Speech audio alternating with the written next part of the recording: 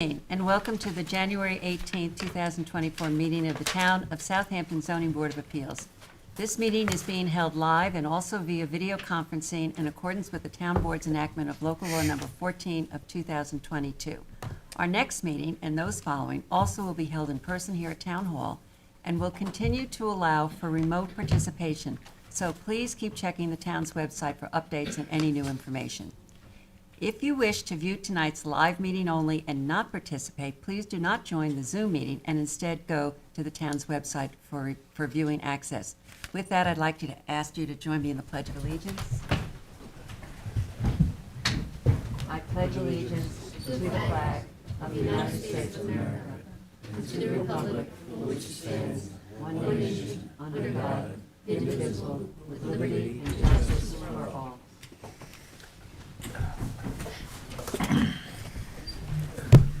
For those of you with us here tonight, in case of an emergency evacuation, please exit through the rear doors of this room to one of the staircases across the hall and continue downstairs and out to the main entrance. Do not attempt to use the elevators during an emergency evacuation. In case of a medical emergency, the automated external defibrillator and first aid kit are both located in the hallway on this floor, opposite the elevator. Restrooms are located across the hall from this room. We'll begin this meeting with public hearings. We have applicants and members of the public here with us live and also standing by via Zoom webinar, which is being moderated by CTV. CTV will mute the speakers on Zoom until it's their time to give testimony before the board. Please be patient. If you find you're having difficulties accessing the hearing, visit the town clerk's meeting portal and click on the instructions link.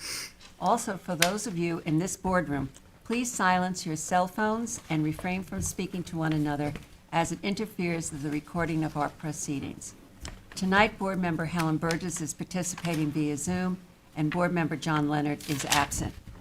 A reminder that applicants, agents, and members of the public speaking other than attorneys will be sworn in, will state their address for the record, and will offer their testimony as it relates to the application before the board.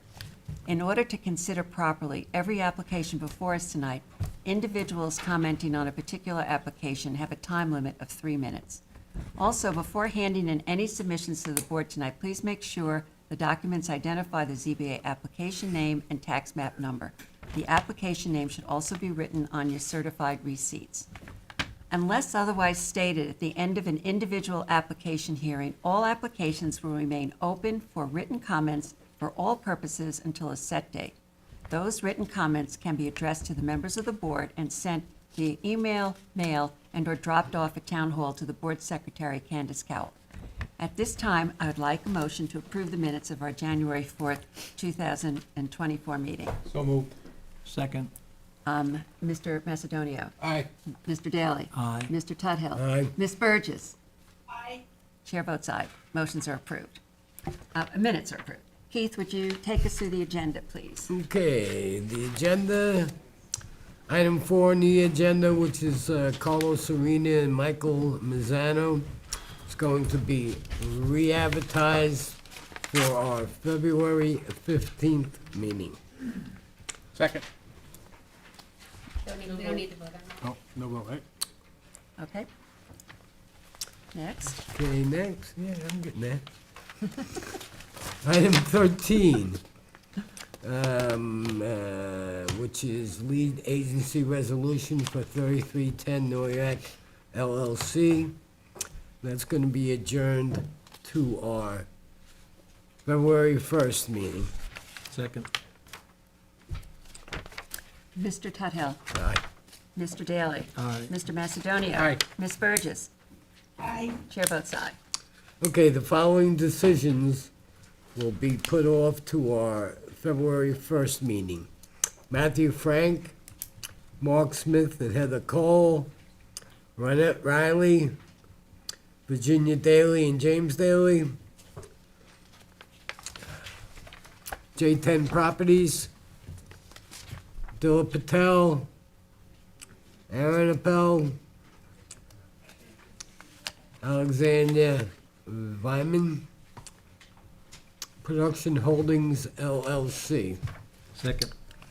Mr. Tudhill. Aye. Mr. Daly. Aye. Ms. Burgess. Aye. Mr. Macedonio. Aye. Chair votes aye. Okay, then the following decision, which is Roberto Cami, will be put off to our 2:15 meeting. Second. Mr. Tudhill. Aye. Mr. Daly. Aye. Mr. Macedonio. Aye. Ms. Burgess. Aye. Chair votes aye. Okay, 51 LNP LLC. I'm going to move to reopen that to accept written submissions. Second. Mr. Tudhill. Aye. Mr. Daly. Aye. Ms. Burgess. Aye. Mr. Macedonio. Aye. Chair votes aye. Okay, now I'm going to close it and for determination later this evening. Second. All in favor? Aye. Opposed? Motion carries. Okay, Hamid and Shazna Mudabar. I'll move to reopen that to accept written submissions. Second. Second. Mr. Tudhill. Aye. Mr. Daly. Aye. Mr. Macedonio. Aye. Ms. Burgess. Aye. Chair votes aye. And now I'll move to close it for a determination later this evening. Second. All in favor? Aye. Opposed? Motion carries. And then 16 Indian Avenue LLC. I'll move to reopen to accept written submissions. Second. Mr. Tudhill. Aye. Mr. Daly. Aye. Mr. Macedonio. Aye. Ms. Burgess. Aye. Chair votes aye. And now I'll move to close it for a determination later this evening. Second. Mr. all in favor? Aye. Opposed? Motion carries. All right, let's go back to the beginning of the agenda.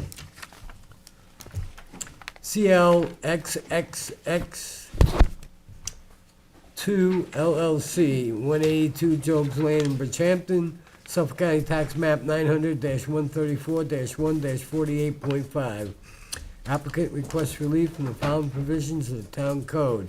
330-11, Residence District Table of Dimensional Regulations for a proposed tennis court, and an accessory side yard setback of 8.4 feet where 30 feet is required, and any other relief necessary. Board has jurisdiction. Can you pass that to Bob, please? Robert? I'm way down here now, Keith. Okay.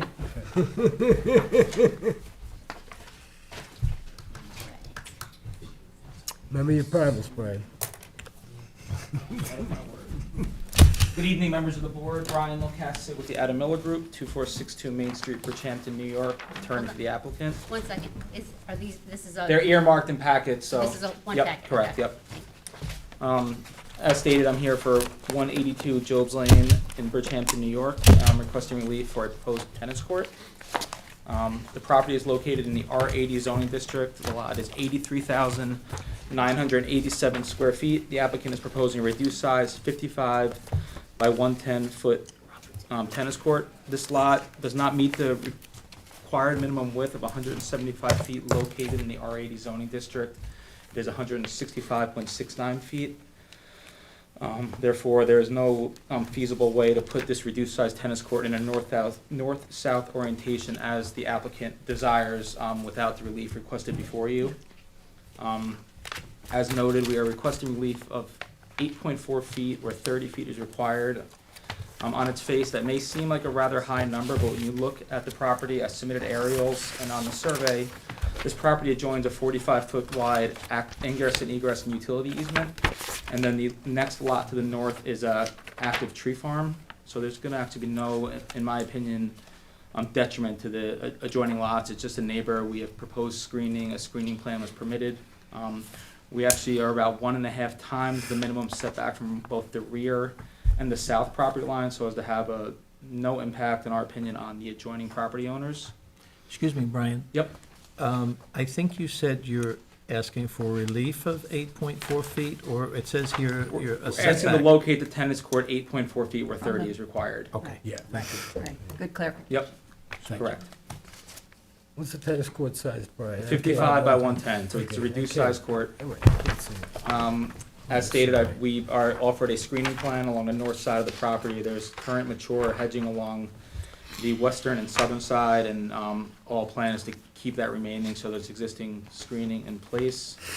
The overall concept design of the applicant and the architect was to have the house, the proposed pool, and the proposed tennis court all in a direct line with each other, so as to keep the accessory structures situated behind the pool to reduce any view from Job's Lane, and just to have a central viewpoint through the entire property.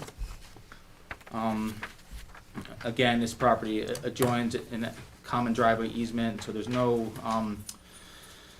improved property other than the driveway on the requested property line, so my opinion is that there's no impact to the neighbor. The benefit to the applicant clearly outweighs any neighbor, any impact to the neighbors. I provided aerials, both a close-up and a further up, so you can see this area. Tennis courts are a common amenity in the area. 4 lots to the north, I provided the decision, there's a tennis court, and the survey associated with that decision has the tennis court 11 feet from the property line. So this relief would not be uncommon to the area.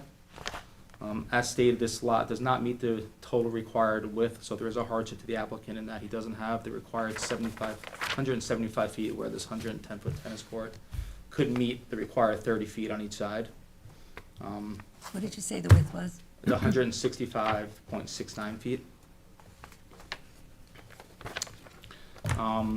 I received Marjorie's turn down letter earlier this morning. She had some comments, mostly with respect to the existing improvements on the property.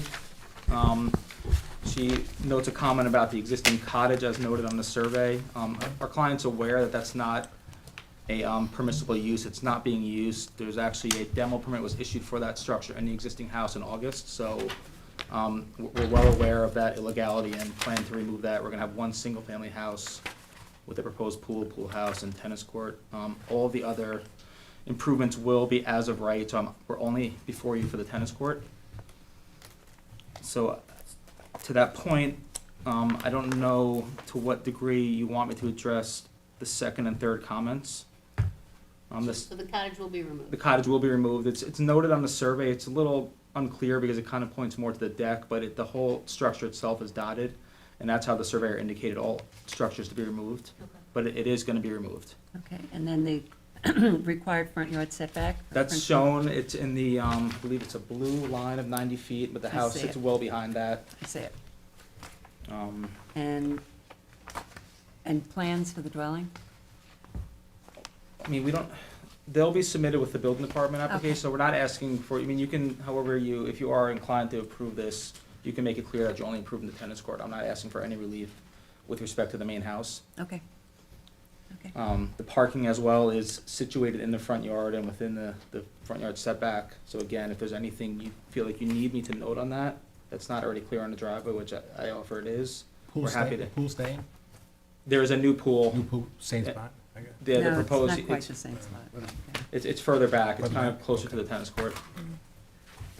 I think the cottage should say to be removed. It does. It actually says existing TBR, and if you look at the survey, there's red, and it points to the whole, and the whole structure and the deck is TBR. dotted. Yeah, If you need that clarified, like, I'm happy to clarify the note, but, and the building department's already issued a demolition permit for that structure as well Okay.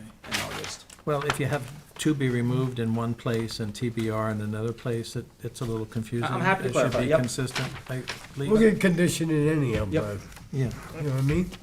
Of course. At Robert's suggestion. yeah, Robert, this is your application. Do you want to start off and lead us in any questions you might have? All right, my questions were exactly what we said, to be Yep. removed. So other than the cottage being removed, I have no problem with the tennis court proposal.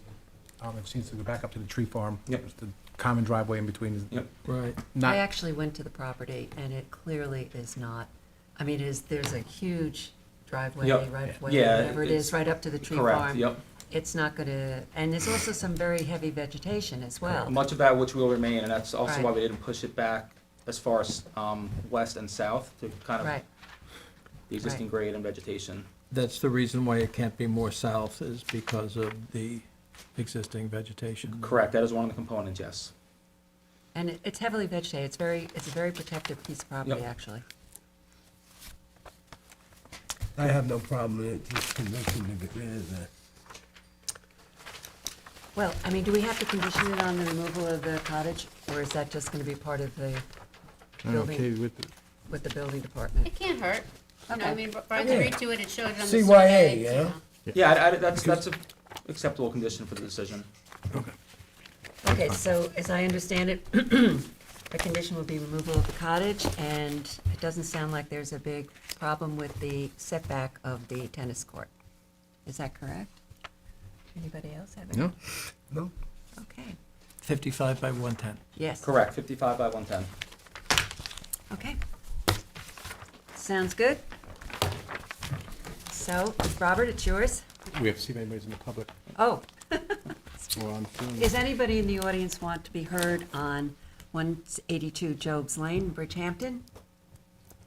Anybody on Zoom want to be heard on 182 Jobs Lane? I see no hands. Okay, Robert, it's yours. This is mine. I move to close the meeting, hold it open for written submissions until February 2nd, with a decision on February 15th. Second. Mr. Macedonio, Aye. Mr. Daly, Aye. Mr. Tudhill, Aye. Ms. Burgess. Aye. Chair votes aye. Okay, so we'll see you, we'll get the decision on 2:15. 2:15. And you wanted a revised survey clarifying TBR to be TBR, removed? yeah, Please. Yep, and I'll just make sure there's a clear distinction of the front yard. yeah. Okay, Okay, thanks. beautiful. Thank you very much. Okay, thank you so much. Thank you. Good seeing you. Good to see you, Brian. Item 2 on the agenda is Glenn J. Bassett, 46 North Quarter Road in West Hampton, Suffolk County Tax Map 900-354-2-7. Applicant requests relief from the following provisions of the Town Code for 330-11 Residence District Table of Dimensional Regulations, 330-76D, placement of accessory building structures and uses in all districts, and 330-83C yards to legalize a detached garage located within the required front yard, a setback of 62.9 feet, where 70 feet is required and any other relief necessary. Board has jurisdiction. Hi, are either of you attorneys? No. Okay, then I need to swear you in. Do you swear to tell the truth, the whole truth, and nothing but the truth? I do. Okay. Could you please state your name and addresses? Francine Bassett, 46 North Quarter Road, West Hampton. Okay, thank you, Francis. Now Glenn has some speech Okay. problems, but we'll try. Excellent, thank you. Okay, so tell us about your application. And further to that, if Glenn wants to have me say something for him. That's perfectly fine. I'm gonna have, Yeah, no, it's fine. He's happy to doing have well. him. I understand him, actually, but please feel free. so, we had the detached garage built, and the building inspector came for the excavation and for the siding, and for all the others that were needed, and eventually we got approved for everything. It's come up that the first dig exposed our cable vision line. And if you look at the original survey for submission for the building permit, it was virtually on the fence line, the back of the building. And the cable vision line is within a few inches of that. So it was all moved forward slightly, with nobody noticing that it wasn't giving the 70-foot setback, I believe, So it was moved Right. closer to the road. by 7.1 Okay. feet. Okay, good. Okay, They all have that. So there was an obstruction where you were approved to put it, and the people doing the work just moved it up. Slightly. And the dig was approved. Right, yeah. you've got the, You got all the you got the approvals.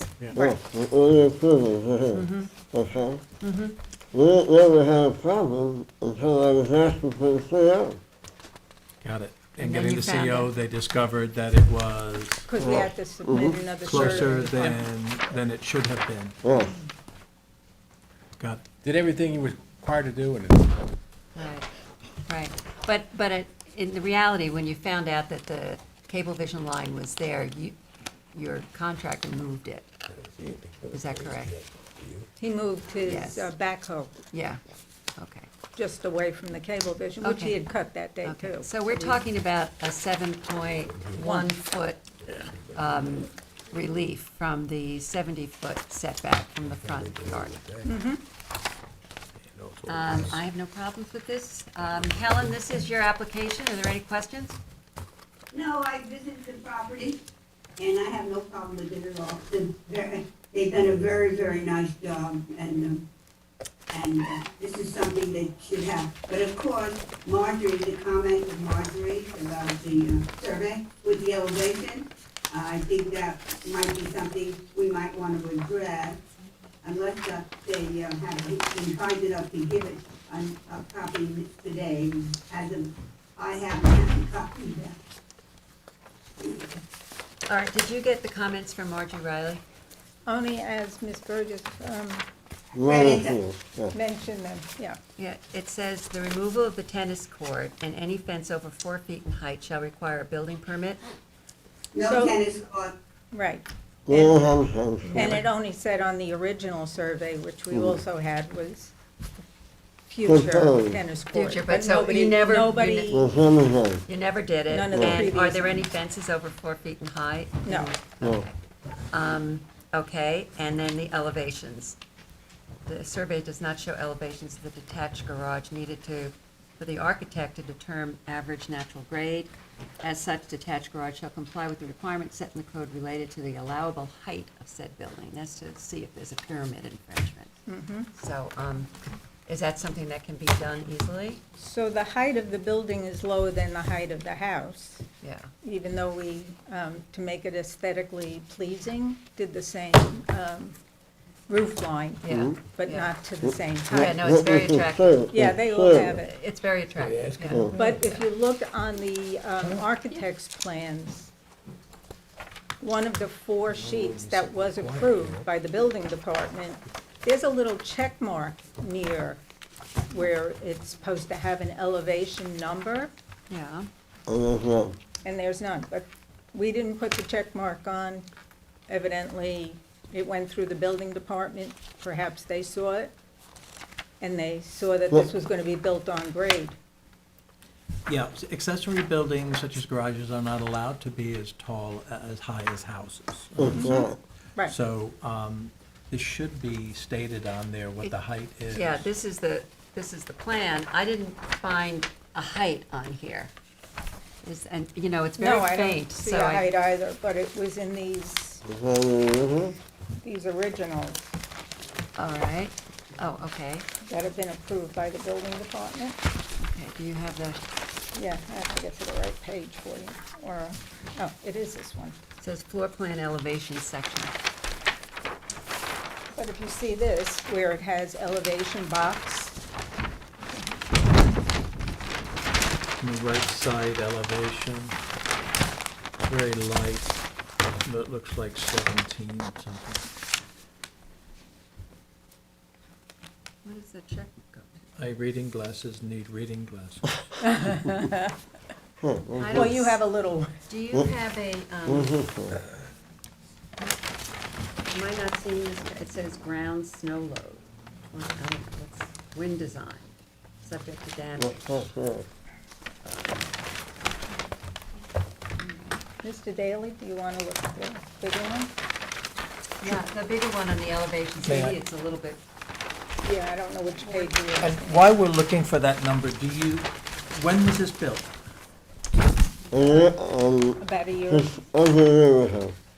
So you know who the contractor was? Yes, Oh, absolutely. And did you tell the contractor that you're now having to come in for a Because we had- variance request because they We- moved it before checking with the town that it would be okay? we contacted him because we needed to know what it would cost if we were refused the variance, had to take the building down, move it, or, indicated how much that was, too. yes.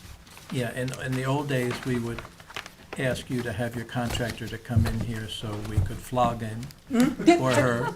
That was old days. And, not that all those old I days think are this- over, but What is that? Can you read? 1810. Okay, so that's the height of the garage is 1810. Right? That's Okay. what it seems to say. And the height has to be 20 or less. Oh, that wasn't 17, that was top rid. 1810. Okay. What's the story with the frame shed? You see a frame shed? I don't see any paperwork on the frame shed. Thank you. All right, hold on. But your contractor should, be very aware of the fact that they made a decision which has now caused you this inconvenience, the cost, the time of doing a variance in order for you to get your CO. You. And that's not cool. I'm sorry, Keith, I couldn't understand. What was your question? I see a frame shed on this survey. I see no paperwork within the packet or anything for the frame shed. Is that a pre-existing shed? Mm-hmm. Okay. Yeah, but I mean, we got nothing Do you have we- a do you have a certificate for the shed? A certificate of compliance, a certificate of occupancy? Don't have that. I didn't see it. Wouldn't Maybe I- Marjorie have called it out if it needed one? Maybe, go ahead. I see a one-family dwelling with deck. And it doesn't say shed on your, I see COs. another one, certificate of compliance for a Do you know deck. how long the shed has been there? Since we built the house, When was that? 98. 98? Mm-hmm. How big is the shed? Certain 8 sheds by don't require 10, building. something like 8 by 10. 8 by 8? I think under a certain size doesn't require Yeah. building. Just asking. okay, but that was a good question. Good question to ask. So, we're thinking that it's not an issue. All right. At least I'm thinking it's not an issue. Any other questions from the board? No. Anyone in the audience wishes to be heard on the application of 46 North Quarter Road, West Hampton? Anybody on Zoom who wishes to be heard on 46 North Quarter Road in West Hampton? Excuse me. Pardon me? I'm going in. Helen, this is yours. Okay, we can close the public hearing. Leave it open for written submissions to February 2nd with a decision on February 15th. Second. Ms. Burgess. Aye. Mr. Daly. Aye. Mr. Macedonia. Aye. Mr. Tudhill. Aye. Chair votes aye. Okay, so, thank you very much. Thanks very much. you. So Thank you'll you. be able to call Candace on the 15th or the day after that meeting of the 15th and Thank you. receive your decision, okay? Thank Thank you, thank you. Thank you. Good luck. Thank you. Item 3 on the agenda is 370 Fowler Street LLC, 370 Fowler Street in Watermill, Suffolk County Tax Map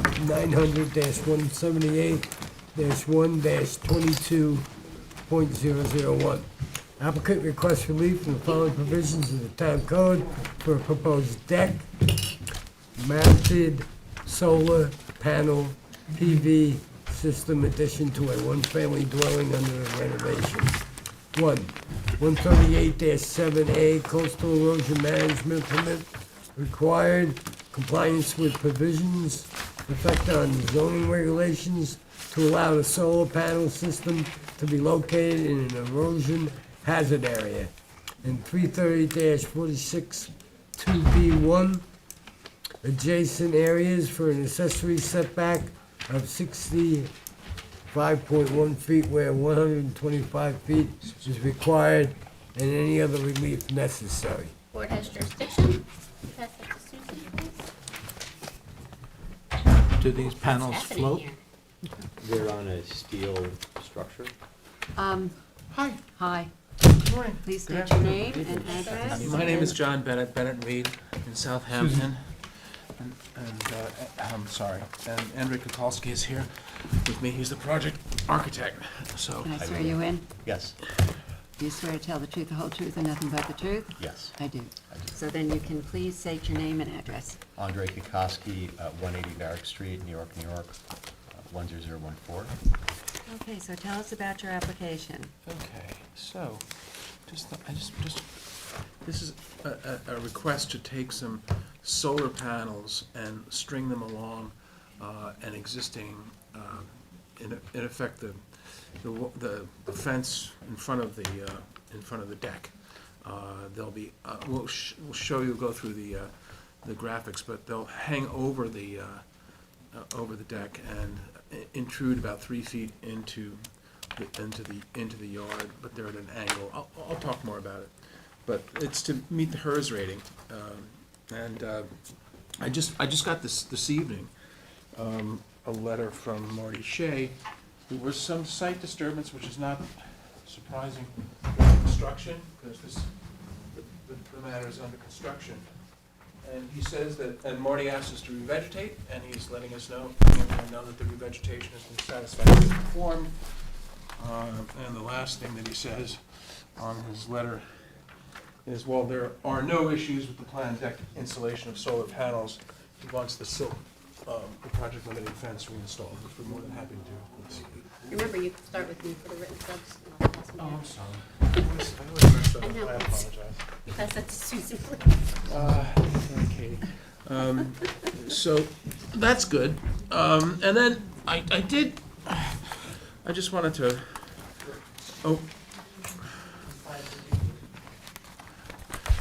I met on June 15th, 2023 with Janice, your, I'm not sure if she's going to weigh in on this, and I'll let her speak for herself if you want to ask her about it, but she was generally quite receptive to the application at our meeting. So ask her, if you want to refer to her, that's fine. I think she was receptive to the idea, because, you know, it's, how do you get around these HERS ratings? Typically you either you put geothermal wells in, which are being more and more regulated, and have even a closed loop system. The geothermals would probably have issues because you're close to Jewel Pond, or you have solar, which is what we're trying to do here. But we're trying to do it in a way that's aesthetically works. So we'll take you through that. It was noticed we made the application just for relief from the coastal erosion hazard area for intruding 3 feet in, but I think the building department also noticed a dune crest setback. So that's fine. I mean, I happen to think that's the right way to approach it, but I know in the past, I'm a little bit confused, because in the past, once you got past that line, it was just noticed for coastal erosion. So however you want to do it, I hope you would grant relief from both if you think that's necessary. I've been back and forth with the building department and the board on this. I happen to think that it's probably proper to grant relief, both coastal erosion hazard relief and dune crest setback relief, because there are two separate governing laws, but there's been a back and forth thing on that. The house, as it sits, does not meet the dune crest setback, but it's been permitted to be totally rebuilded at the existing dune crest setback line, based upon this board's determination in matter of Kevin Bryan, which interestingly enough came out of a decision 3 lots down from here, and the board made a finding consistent with the building inspector that since the dune crest setback is a creature of the zoning code, you're entitled to get the benefit of the pre-existing non-conforming setback, which is why this house is where it is. So we want to intrude another 3 feet into that setback for the purpose of the environmentally beneficial purpose of hanging these solar panels over the railing. Now, I guess you could argue, since coastal erosion law is all about coverage, we're actually not, they hang above the railing. I think probably the best way to see them, the first page, I'm sorry, is that there's 38 total solar panels, and we've just shown them hanging out along the edge. That's on the first, bless you, that's on the first page. The second page is, we wanted to let you know that, I mean, one of the things that's driving this application, in addition to the HERS ratings, is we don't want to have any impact on the visual environment. So what we did was we have a perspective rendering from the south facade and the beach, and unlike these rather ungainly panels that people string along the roof line, you're not going to be able to see these from the beach, which is something that we think really adds to it and supports the application. The third section is sort of the heart of it, and have any other questions for Andre about this, he'll let you know. He'll tell you, but the idea is to in effect hang these panels off the leading edge of the deck railing, which is, I think it's constructed, isn't it? It's Correct, permitted yes. and constructed. and, Yes. It's done.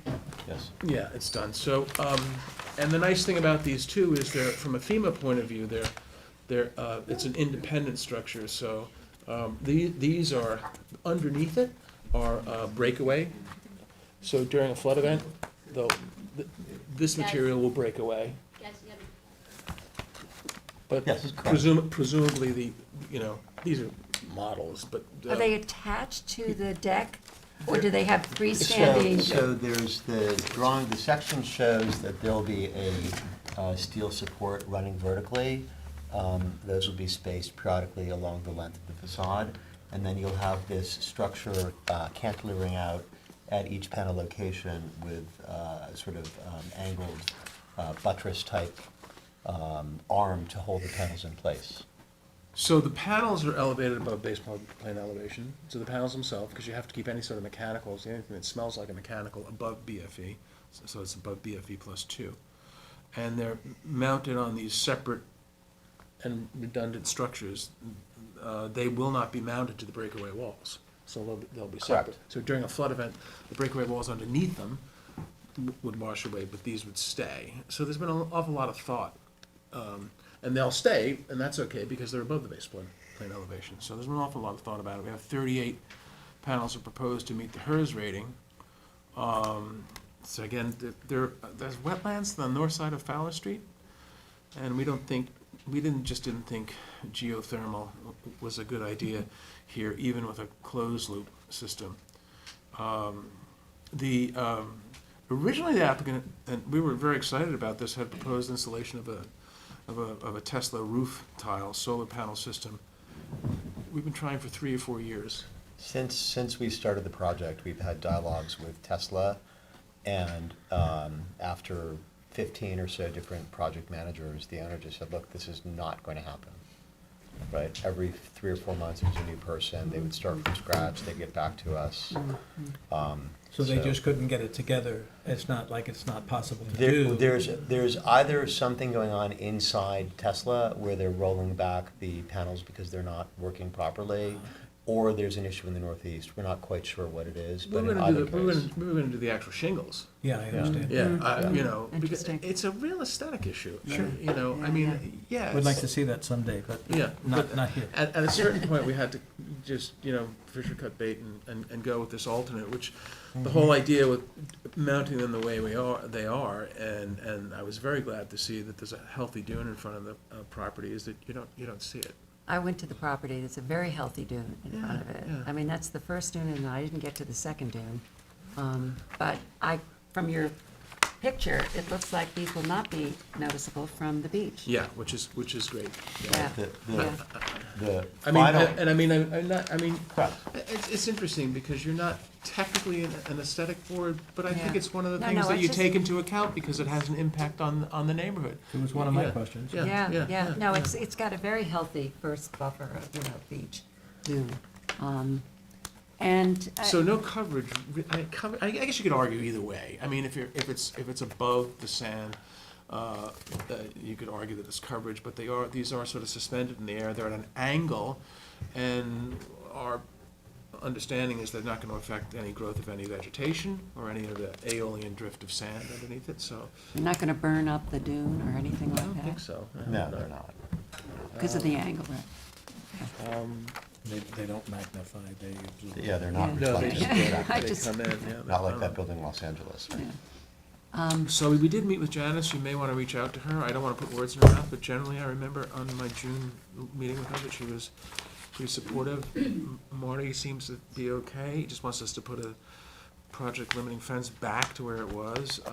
And then we just, I don't want to bore the board, we did actually go through in writing in the application, this section by section, 13822 argument for the variance for the coastal erosion hazard area.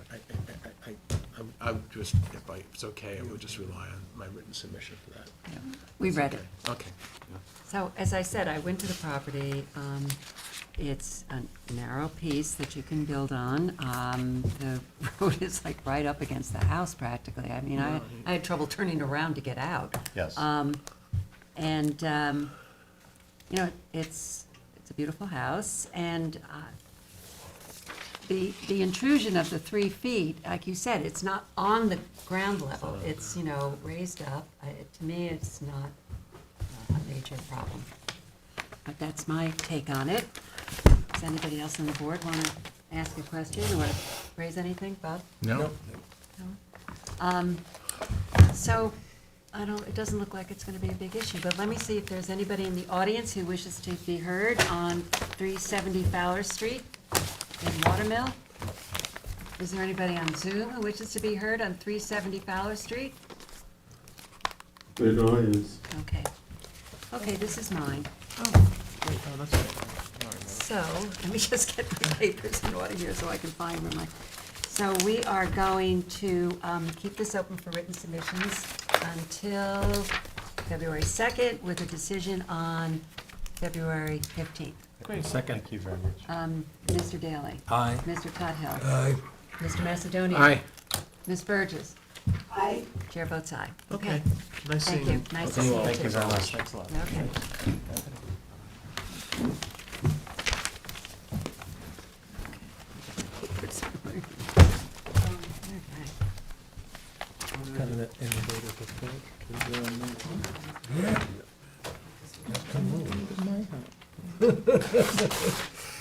Item 5 on the agenda is East Quogue Realty, East Quogue 535 Realty, Inc. 535 Montauk Highway in East Quogue. You gotta read it. I gotta read it? Yep, it's re-advertising. Okay, applicant, this is Suffolk County Tax Map 900-341-1-52.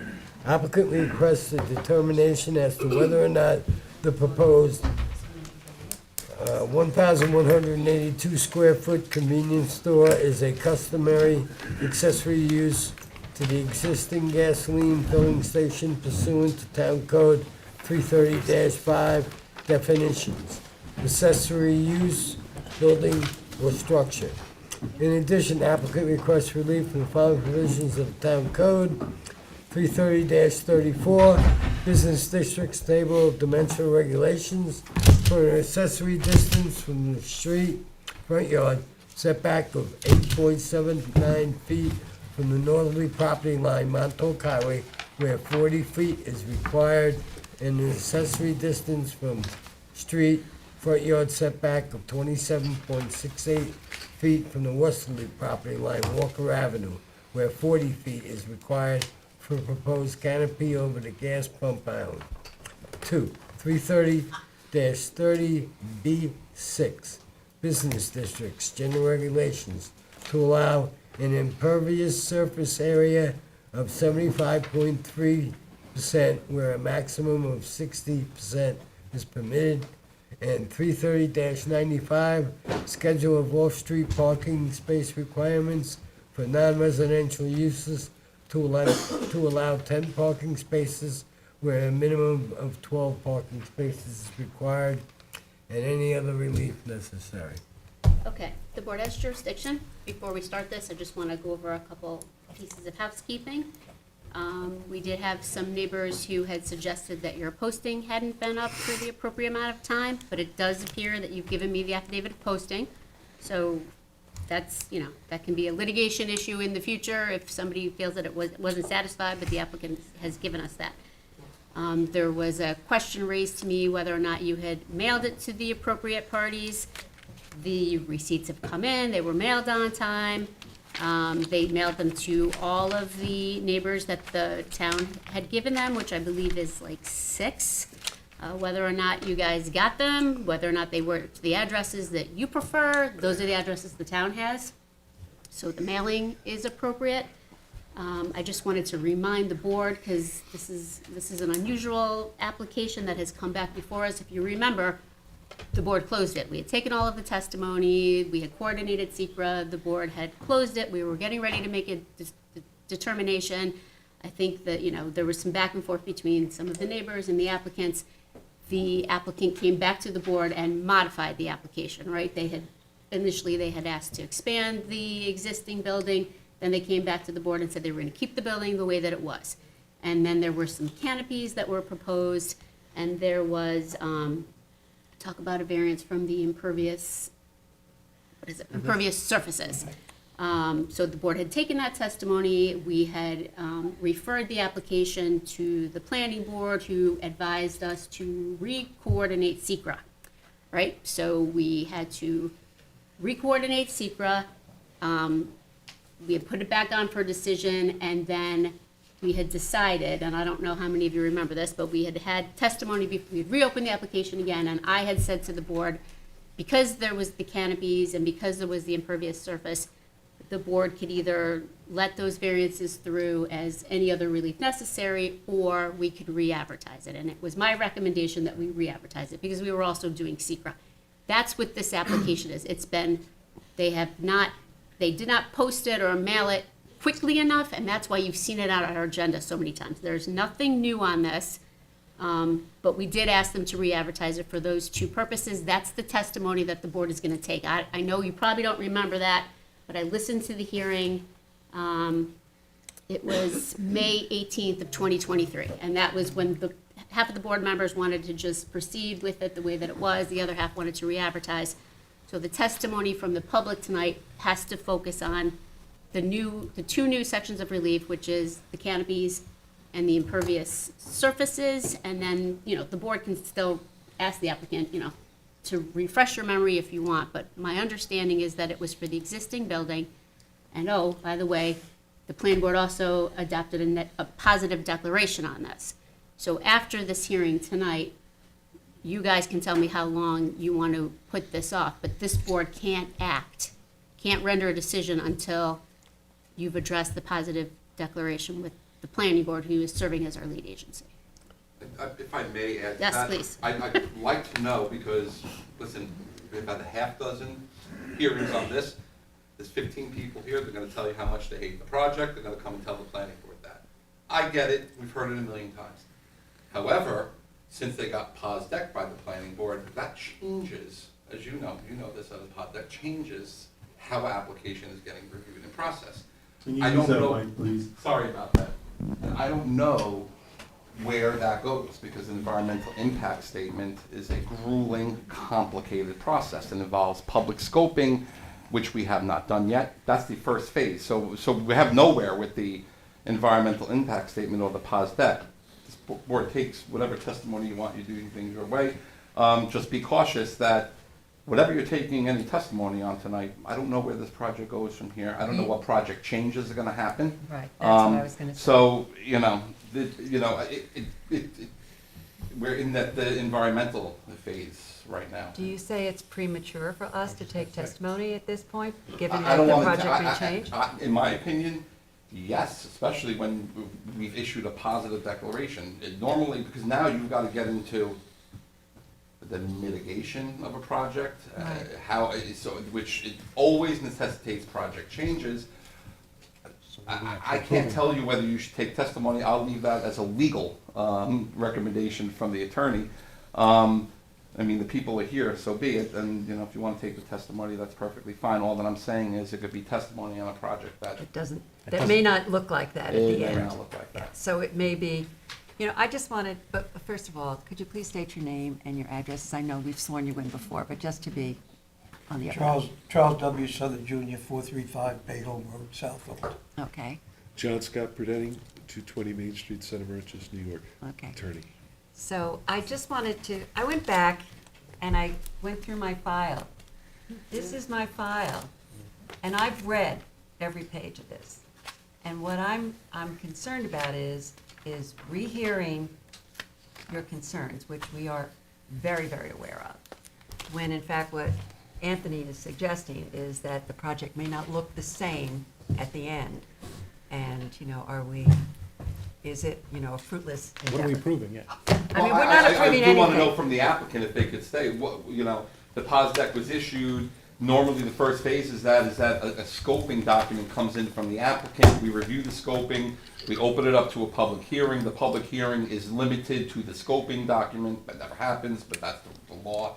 And then we go through the whole environmental impact statement. That has not happened, so I don't know, so if you can, maybe you have some.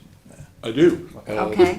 It's called litigation. We need That makes me even more uncomfortable now. We need a determination. We have using the existing structure, everything as is inconsistent with the prior decision of a conditional neg deck when it was the expanded building, the building that we were asked to tone down.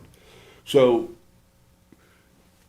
one doesn't go with the other, and I think that we have to revisit that, and perhaps that one aspect could be subject to litigation because it's an inconsistent. But that's litigation with the planning That board. is, it's not affecting this. It's not affecting the zoning board at this point. What we're looking for is a determination, again, very briefly, not trying impatience, but, we've met with the community. We can't satisfy a certain segment of the community. I concede that. But I've lived here in my life, but we share a high school district. This was one of the most derelict properties in this area. My clients have cleaned this up. There is an attendant there. There are many commercial clients that utilize this. All right, no comments from the audience, please. We're good neighbors, we listened with this plan, and now we don't want to be punished by getting put in this holding pattern and spinning around at a cost of thousands and thousands and thousands of dollars. This is turning into a violation of my client's rights. We've put in an application that makes sense.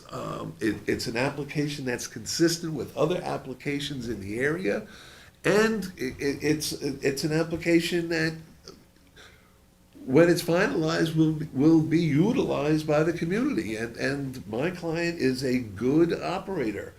His facilities are pristine, they're clean. One is next to my office. I watch every day. They go around and sweep up papers and.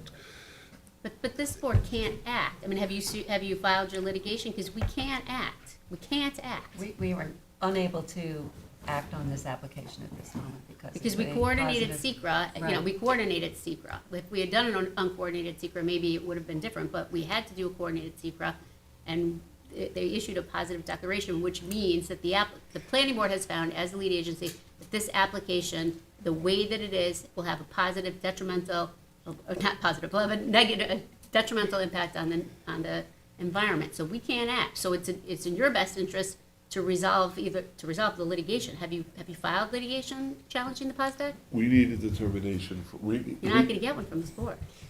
I mean, we can't act. We're tied up, we can't do it. Because of the we coordinate. So would it be fair to say?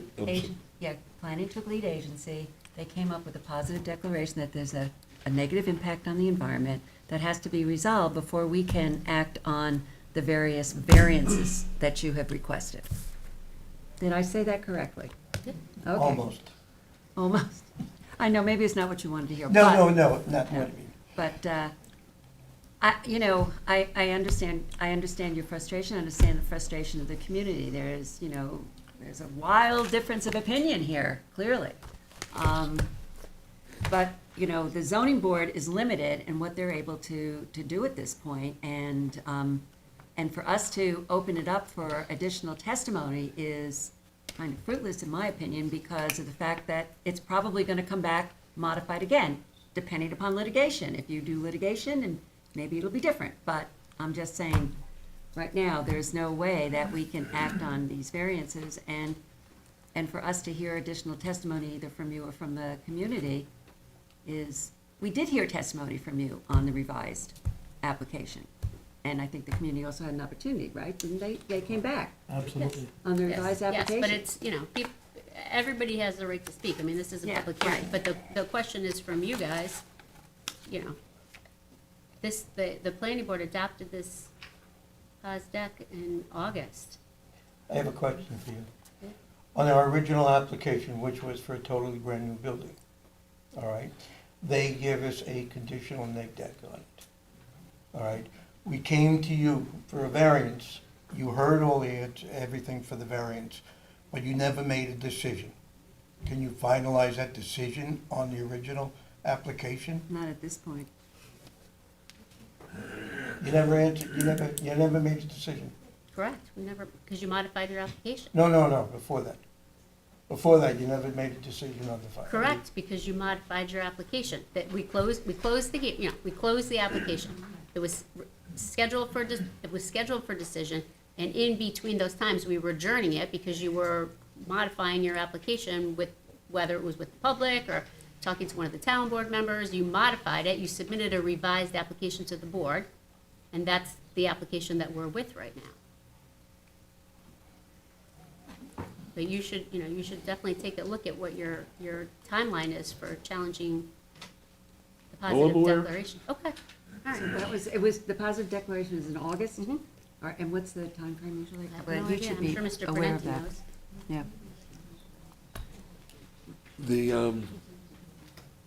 Well, there's no statutory timeframes at this point. Statutory timeframes happen when certain things take place. So when we issue a pos deck, when we issue a pos deck, we then advise the applicant to go ahead and submit a scoping document. And that hasn't happened. And I presumed that we hadn't heard anything because they were weighing their options in this particular case, going from a conditional neg deck to a pos deck. That's correct. But in the interim, you did modify your application and then came forward with it, so. Yes, that we modified the Yeah. application after we received the conditional neg deck on the original proposal. Mm-hmm. And then we put a new proposal to try to make people happy, Mm-hmm. and that didn't work. Mm-hmm. No, I understand. So at this point, can we go back to the original application and give me a decision? Give me a decision, so I can act on that decision.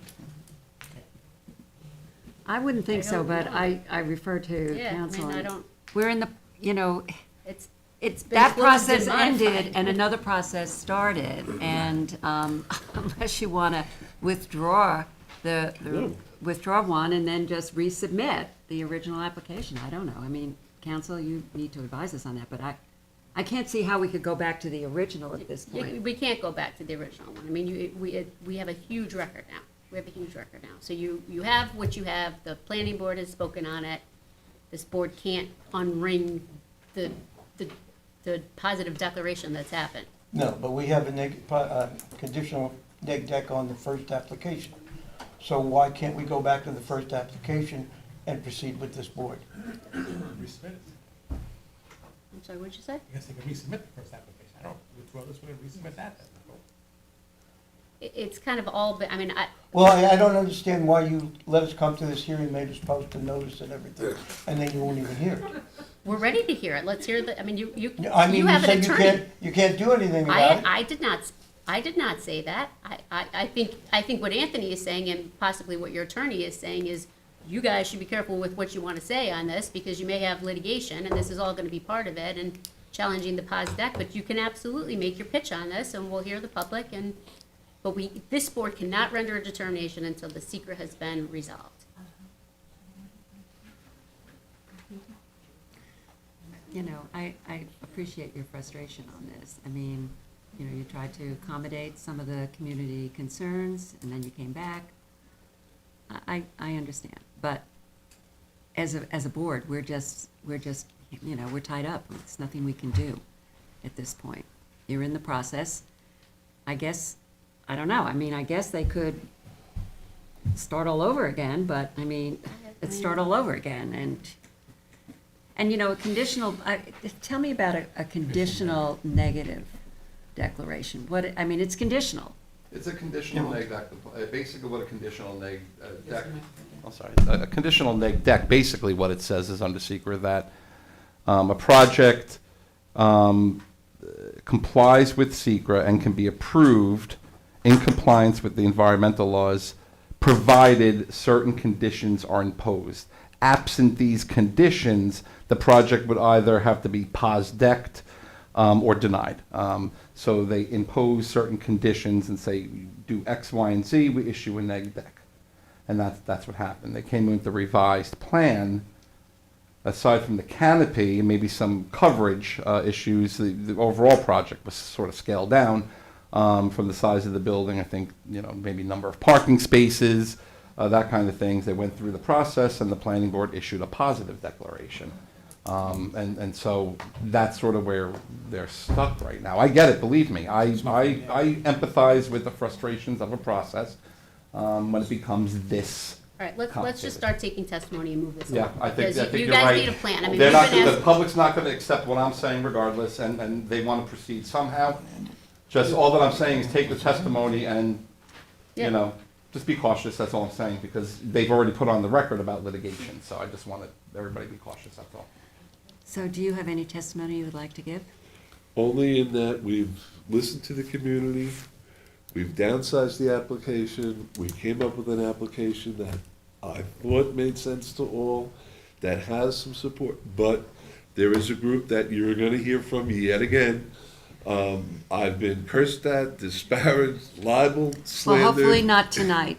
Thank you. And it will my not happen patience- tonight. My patience is running thin. Okay. But most respectfully, this is a plan that I believe should be approved, and I believe it's in the best interest of the greater community. And I believe that my client would be a valued member and would provide a very valuable service to the greater community. And this is with input from members of different forms of government. I've met with some town trustees to try to address everybody's concerns from fueling vehicles, fueling boats, fueling fire trucks, fueling commercial this is a valued service to the community, and I'm gonna end with that, thank you. I just want to clarify, the original application was for a brand-new building of 1,382 square feet, I believe it was. We were going for, we needed to come to the Board of Appeals for the use as a convenience store, as an accessory use to a gas station. We also needed a variance for, I believe it was 3 parking places. The rest of the application met code, if I'm not mistaken. We came to this board, we received a conditional neg deck from the planning board, and we were sent here to get our variances for those items. We came here, and there was only these people who came out, didn't like the project, didn't want it, even though it had received the conditional neg deck. All right, so we decided to converse with the community. My attorney, he conversed with the community, and we decided to keep the original building, keep the original gas pumps where they're located, and convert the original building into a convenience store and gas station attendant and toilets and things like that, and put a canopy over each one of the existing gas pumps. That was the revision to the project, was greatly scaled down. Planning board gave us a positive deck on that. All right. And so we're here to see whether we can get any relief. Okay. Do we know why we went from a conditional neg? we're not gonna That's debate not our, that. that's not our Doesn't thing. I can provide you all secret documents, though. Good question. We have our I'm just secret curious. documents. Yeah, To the board see has, where the board we has went. the secret document. Okay. That's why I wanted to explain the difference between the first and the second one. Okay. Okay, thank you very much. We're now going to open it up. If anyone has something to add to this? As it relates to the canopy and And the the impervious surfaces. impervious surface. And, we did receive the letters from Mr. Jaffe and Ms.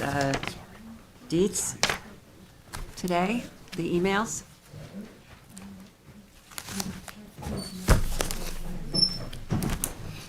And we're Okay, going to limit let's- 3 minutes. Anybody wants to speak? Come on. If anybody would like to come up to the And I just want microphone. to remind everybody, we Just are 3 going to minutes. stick with the 3-minute.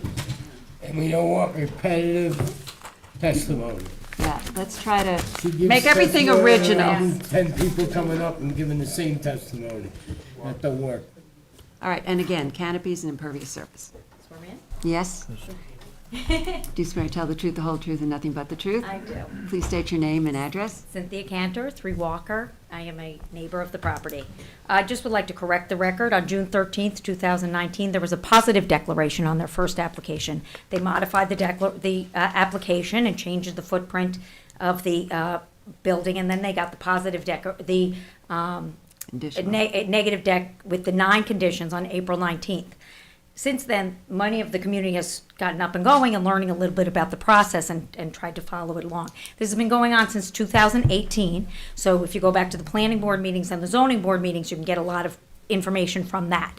They then have subsequently been given the positive declaration with SECRA on this final plan, which does not change the footprint. So our main thing is that the convenience store is not a accessory application to the building that exists now in an HO zone.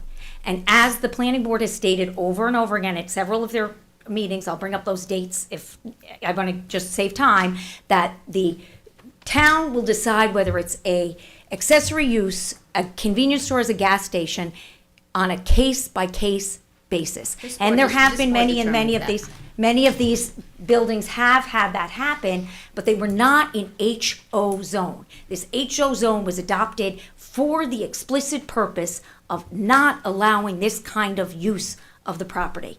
They state over and over again that they're a very good neighbor, and it's a little questionable because they did have the propane tanks, the propane storage go before the planning board, and they got their permits. But as they were going through the permits, if you go back and watch the planning board had several requirements for them, which were to put balusters. They did. Your testimony is supposed to be on the canopies and the impervious surfaces. We've already taken all Oh, of the this. canopies, I don't believe they should be given that. They're ugly, they're ruining the site, the light is bad, and the canopies will, also they need the variances for the distance, not only from the main street, but also from a residential street. So in that way, neither of those should, in my opinion, be authorized. And then the impervious surface, I think pictures have been sent to the zoning board and the planning board of the runoff from this building. We know that this applicant came in, they changed the imperviousness of the parking lot that existed there when they took over it in 2018. They ripped out the transitional border. They never replanted that, which was something that the planning board asked them to do. You have 30 And, seconds.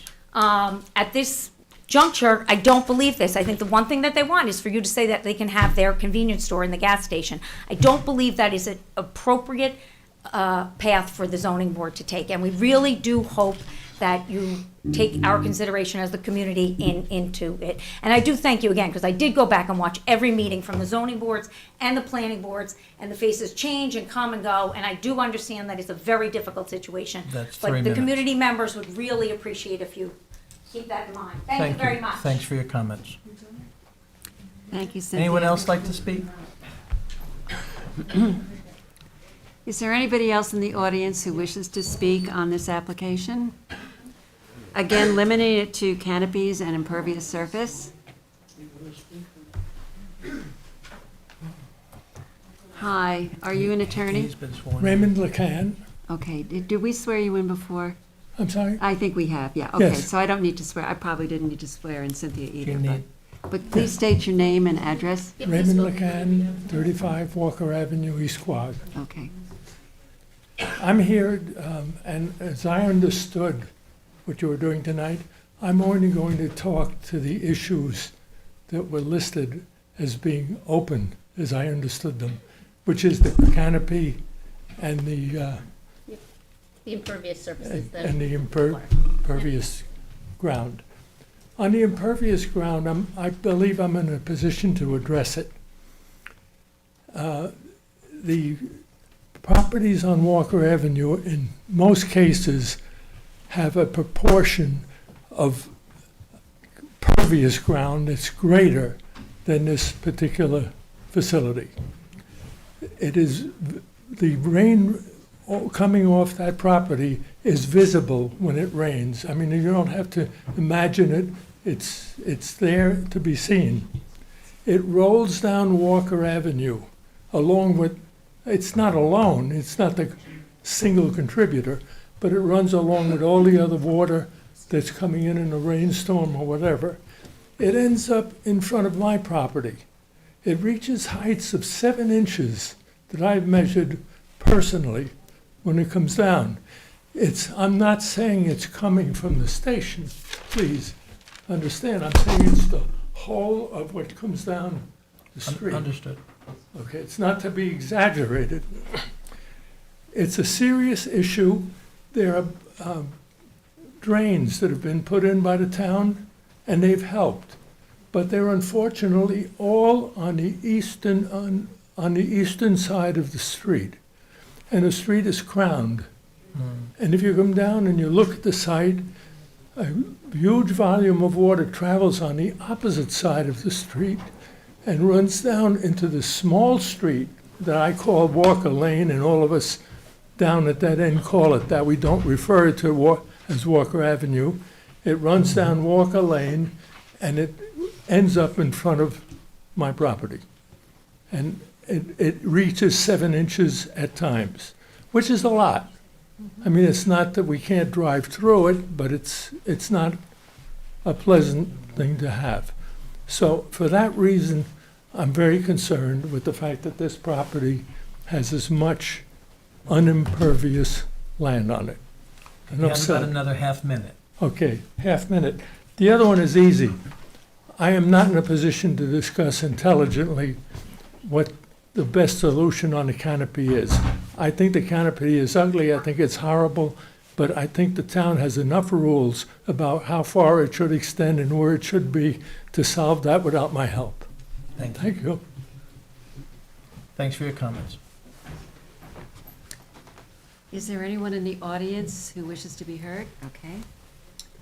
Hi, my name is Mary O'Brien. I live on West End Avenue, so I'm a couple of blocks away from this property. I have but- sworn you in the past, have I not?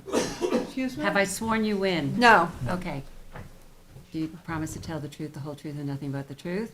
I do. Okay, please state your name and address. Mary O'Brien, West End Avenue. Stuff down here. So I live on West End Avenue. We have our own problems there with the delis and the car repair. And I was on the Chamber of Commerce years ago when the whole idea of having Hamlet Office District was brought up in East Quogue. And at that time, there was a lot of pride in East Quogue about what a nice looking small hamlet community we were. And we wanted very much to keep Main Street like that. And the Chamber of Commerce was very instrumental in lobbying the town and meeting with the town to get the Hamlet Office District proposal put through.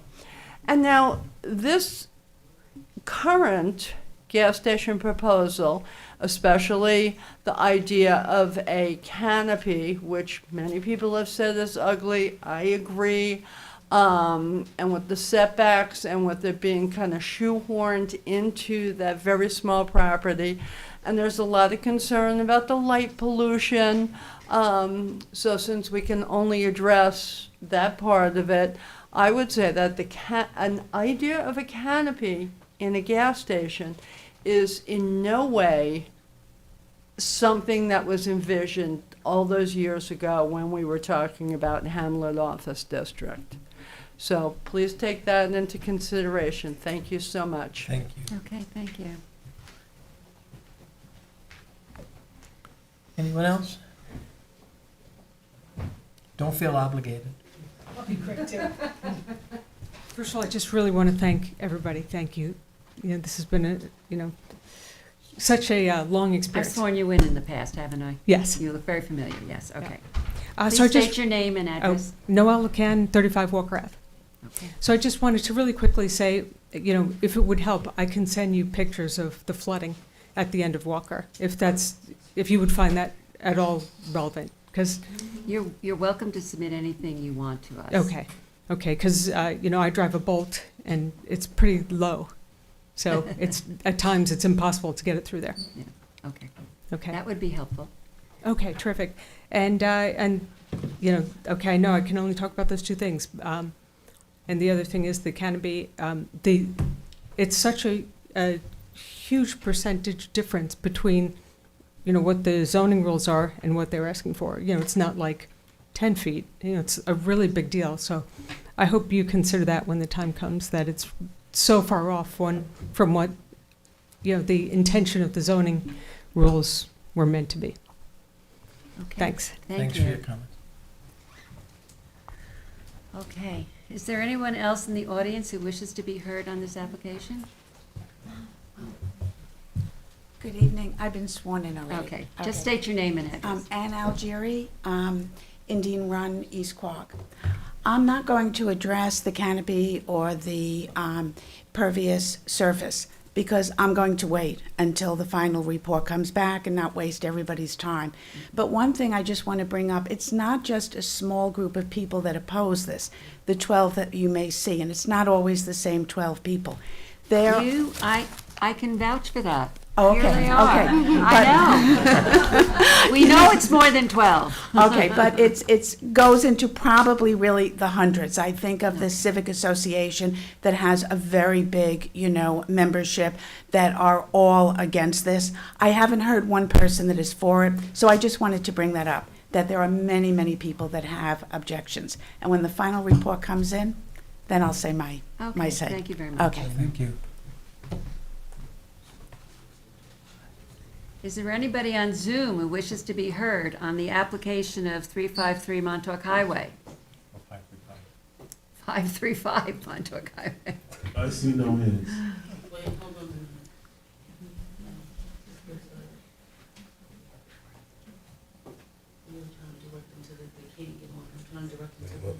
Okay.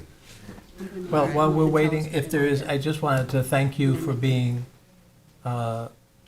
the most civil that the discussion has ever been on this subject. And, no, that means a lot, Anger is not easy to absorb when you're in a decision-making position, and it doesn't help.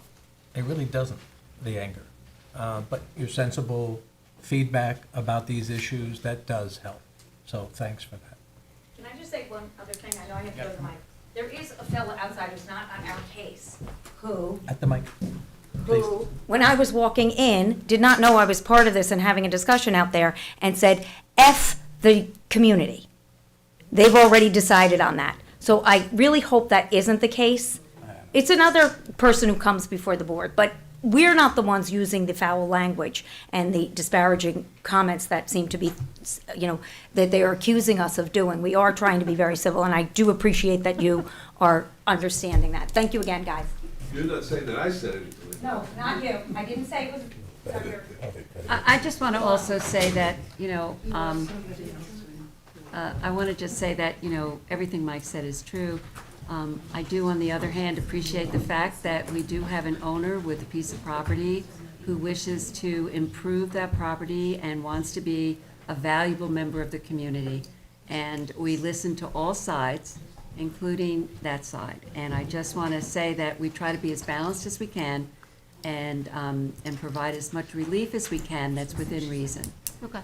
Well, while we're waiting, Charles and John Scott, we're waiting, I guess, for somebody else to speak, but when, I know you're talking about litigation, when will you, let's just pick another date in the future, so that we have it, notwithstanding what happens with litigation. I mean, can you just come up and tell the board, I know you, whatever your plan is, we just need to have another date. You don't have to advertise it anymore, you don't have to post it anymore, you don't have to mail anymore, but we do need another date. I think based upon this evening and consideration of what we have to deal with the new pause deck issue, probably an April date here, and then we Okay. could, Yeah, and then if, you know, we can put it on for April, and then if some, you know, if you need more time, you can just by email or by letter adjourn it, you know, I mean, we don't need to keep dragging everybody back in. If you find out that it's gonna take longer, or you have filed litigation, or you have worked something out with the planning board, we don't, you know, nobody wants to come in if they don't have to. So You we'll, want it to be April 18th? April 18th would be fine. That's the second meeting in April. yeah, I think but there's don't one get- other individual Yeah, who I wishes just to be figured I'd heard. get his, you know, Okay, we all don't right, vote on so- it until we hear back from Candace, but thank you. Okay, so what do we like to talk about while we're waiting for this? Nothing I don't else. think we need to. Nothing else. I don't Let's think go. we need to, and I'm if they're te- not I'm on, teasing. you know, they can submit the Yeah, I think we're comments gonna by make, written submission. we're gonna make one effort, and then otherwise, they're gonna have to submit written comments. Is somebody coming? Yeah, her name is Jane. Okay. She's She on should Zoom? be- She should be on there now. Okay. All right, Charles, we're looking for Charles? Jane.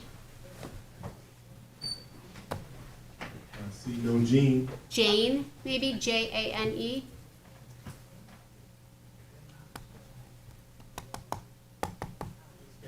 Okay.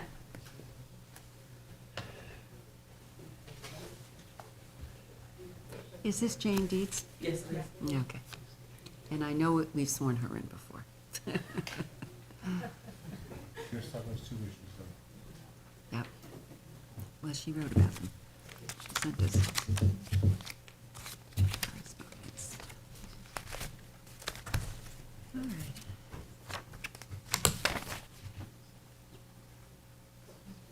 Hi, can you hear me?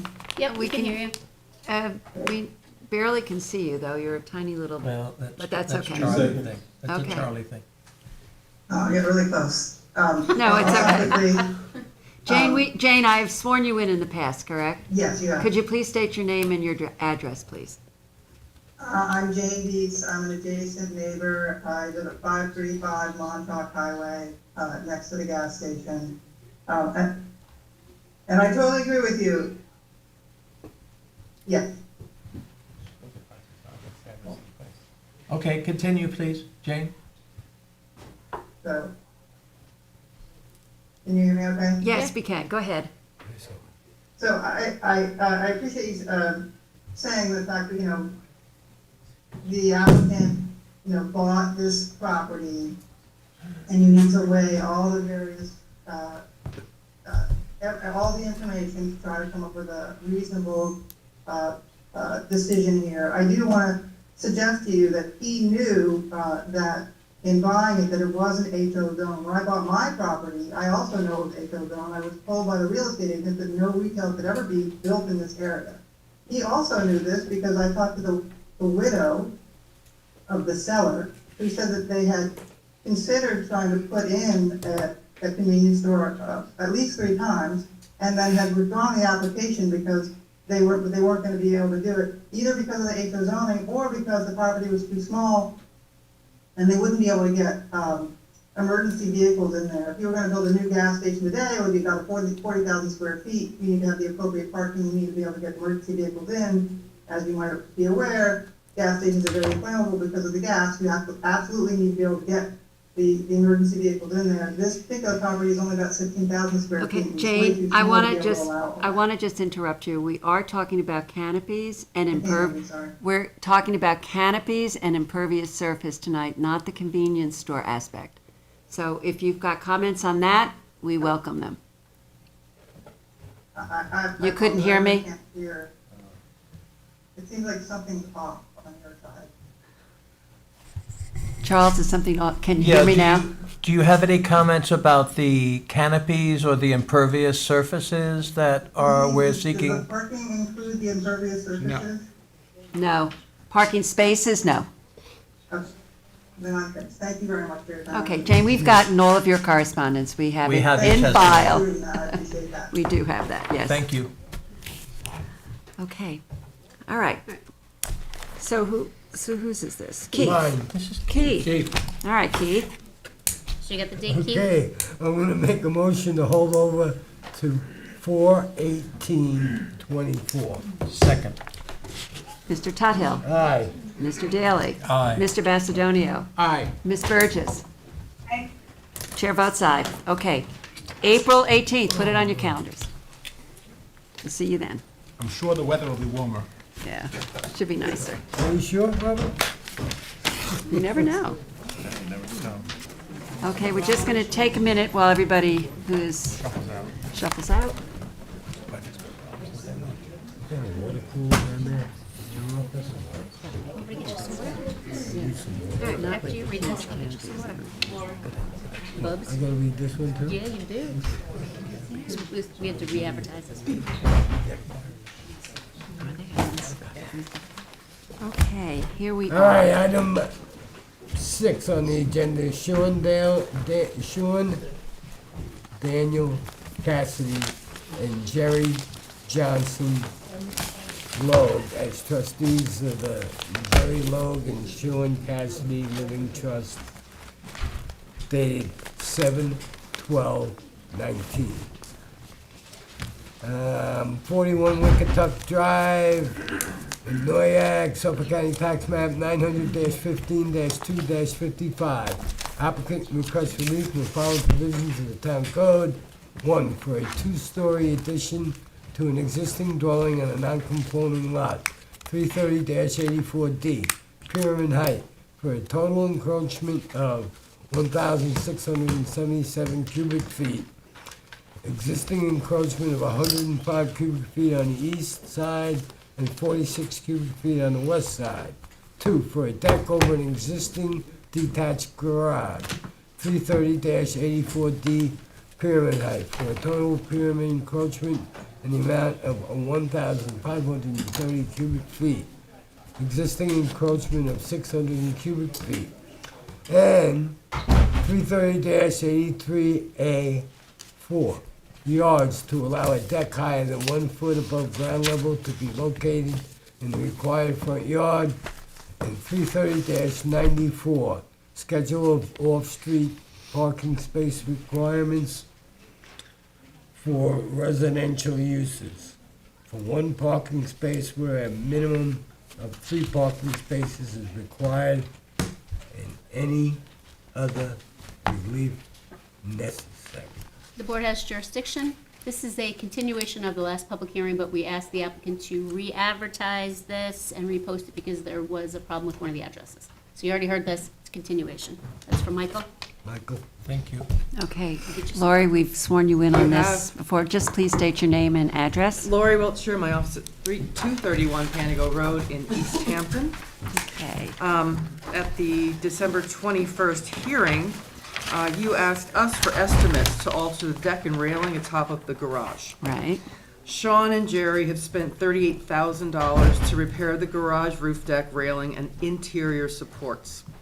Their builder, Tom O'Donohue, estimates it would cost $18,000 to remove the deck and railing until it is outside of the pyramid line.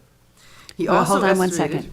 I just Sure. want to get this down. Sure. 18K to remove the deck outside pyramid. Yeah, so I did submit That's multiple in- copies of this. yeah, that- You should that's- have this that's in in the writing. submissions. In the submission. It's All right, somewhere, but it's somewhere in here. just, All right, there it is. That's Oh, it. There you got it. All right, so sorry, So we it's all just got verbatim. these tonight. It's verbatim. Okay. So their builder, okay, so let me just repeat that. Their builder, Tom O'Donohue, estimates it would cost $18,000 to remove the deck and railing until it's outside of the pyramid line. He also estimated it would cost only $6,000 to keep the deck but move the railing to be outside of the pyramid encroachment.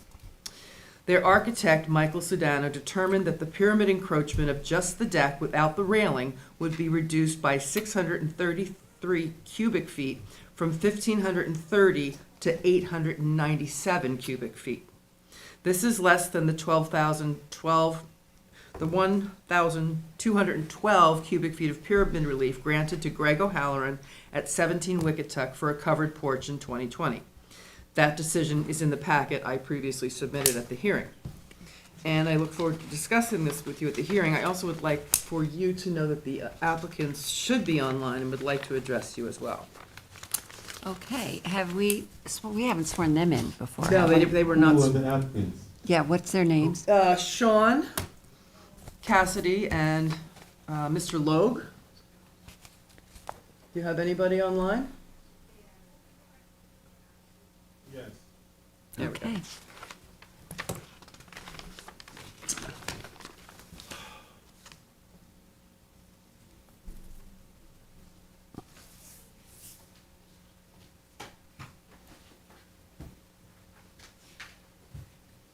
Okay. Are either of you attorneys? Are either of you attorneys? No, we don't, we can't hear you. You're muted. Unmute. Okay, Attorneys, nor we pursue, very good at Zoom, sorry about that. okay. Can you raise your right hand, please? Do you swear to tell the truth, the whole truth, and nothing but the truth? Yes. Yeah. Okay, please state your name and address. Gary Logue, 25 Central Park West, New York, New York. Sean Cassidy, same address. Okay. So you'd like to address us on this application? Sure. Go ahead. That's what we're for. Okay, by the way, we're both married, we've been married how many years? About 30 years. 30 Okay, years. congratulations. Just threw that out there. Okay. Okay, let's see here. First off, I'm gonna start with, we wanted to be there tonight, whatever it is, and really kind of, pitch for ourselves. But we needed to come to Maine, which is where we are now, and glad you're not here, because it's freezing and everything else. We're here, and now we're happy to do this on video. Yeah, we had to come up here for a family emergency. I grew up in Maine. Okay, so do you want to address the application at this point? Yeah, we're doing Okay. Yeah, so I guess, and I know that Lori covered it last time, when we purchased this house we closed February 28th of last year. The roof deck and railing was existing. It was existing when the previous owner, Tracy Fields, bought the house in 2011. And given the condition of the deck and railing, our contractor estimates that it's been there for 25 to 30 years. I know that Lori covered all this, but when we did the inspection for the house, the roof deck was in disrepair and dangerous. And in fact, the insurance company wouldn't give us a policy unless we repaired it. So we knew that we had to do that immediately. Before we hired a contractor, I called personally the town of Southampton. I spoke to Robert Mannion, a building inspector. He said that you need a building permit, but said most people in the situation fix the roof, the repair, and then apply for the building permit afterwards. So with that information, that's what we did. Particularly given the liability of the condition of the roof, and I know that Laura's provided photographs, and there are holes in it, but you couldn't even walk on it. We were issued a stop work order on April the 4th. Immediately we applied for the building permit, and then we were told that we were required for a variance, which is why we're here today. We have done all the architectural plans. We spent a lot of money, 38, but it's sticking out $1,000 to what we thought was doing everything correctly. And that's for us is a lot of money. And I don't know if anyone's seen the property. The roof deck is, we think, really great. It looks really nice. It's even a lot of the neighbors have come by and said, "Wow, you've done a really great job with this house, with the roof, with the garage, with the landscaping. We really appreciate it." So no, we have totally remade this house. It's not. I mean, Sean's right. We did the pool. With the pool, we have. Everything has been furnished. Top of the line furniture, all.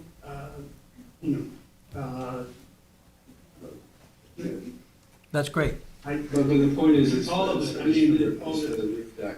And the thing is, we've spent almost $40,000 to do any type of modification to, and Lori can show you better, because I'm not great with pyramid laws and square footage, but if we have to remove this and spend $18,000+, there's no roof deck. There's going to be a roof on the garage, and the way the property is, it's tiered and layered.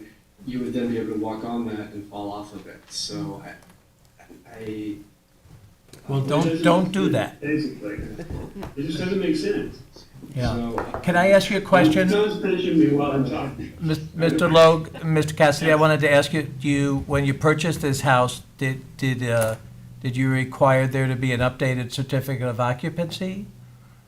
We did not, because Okay. we did not for that, so All it's a Yeah. big thing for us. That's always a good idea, Yeah. but, you know. But we did have, and again, this isn't our wheelhouse, our attorney who we've worked with before, did the search and there were no open permits or anything on it. So, we thought we were doing everything correctly and, we. Understood. Okay. So thank you. Okay, Michael, you were the one who raised some questions the last time on the railing, and you would come up with some suggestions, which is what they have now responded to in terms of moving the railing back outside of the pyramid encroachment. Does Yeah, that satisfy some of your concerns about this? My point was that, design and appeal is always a subjective thing, and my feeling was that it had a large presence on the street, which was not consistent with what our zoning code would allow. And it doesn't surprise me that it had been built probably without permits in the past, and you bought it that way. But I'm most comfortable with the moving back the fence or the railing out of the pyramid area, and I would be comfortable with that, and not necessarily requiring the removal of the deck, but just to approve it as is with that fence right up in the front, out on the street. I would not vote in favor of that, but I'm just one of 6 votes. How do you react to the suggestion of moving the railing outside the pyramid encroachment as a solution?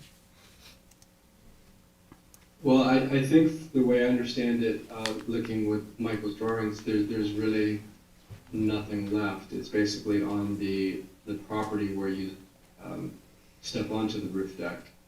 So it's to me, makes me very nervous, because then whether there's a deck or just the roof, it's a surface that's very easy to climb onto, either in front or on the side, and unless you have a prison fence there, I don't see how else to go around it, which is obviously why this was done many, many years ago. Yeah. So what I think he's speaking to, not to interrupt you there, but the grade on both sides of this garage rises up. It's a slope that goes right up on both sides. Sure. So you can move the railing back to the far point, but that's not gonna stop a kid from hopping up there. That's the concern. So the pyramid, for whether it's just the roof, the deck, or having the railing there, there's a certain point where you've gotta keep a neighborhood kid from getting up on that roof. So in your estimation, Lori, it's a safety issue as well? I do believe that, and I think that's why they actually Okay. fixed it when they Yeah. got here. Okay. Well, I personally. Safety was what Yeah. was paramount for us, and liability. Yeah, for sure. Yeah. I might say, when you drive by down the street, you don't really see it. I think if you go up into it, you see the railing and whatnot, but, It's also winter, there's no trees out, things like that.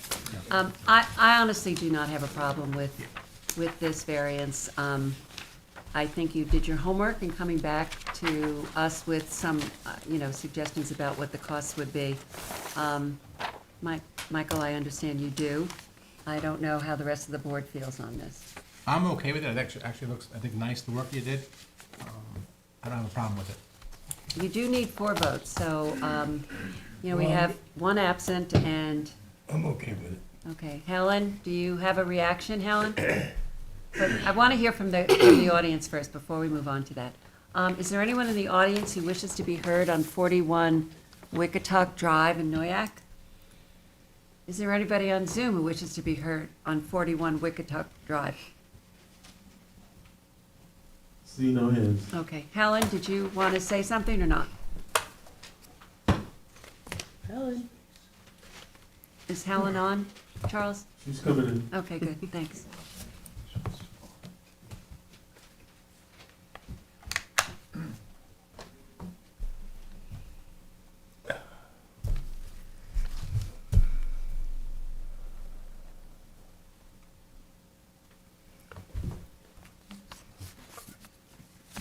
Yeah.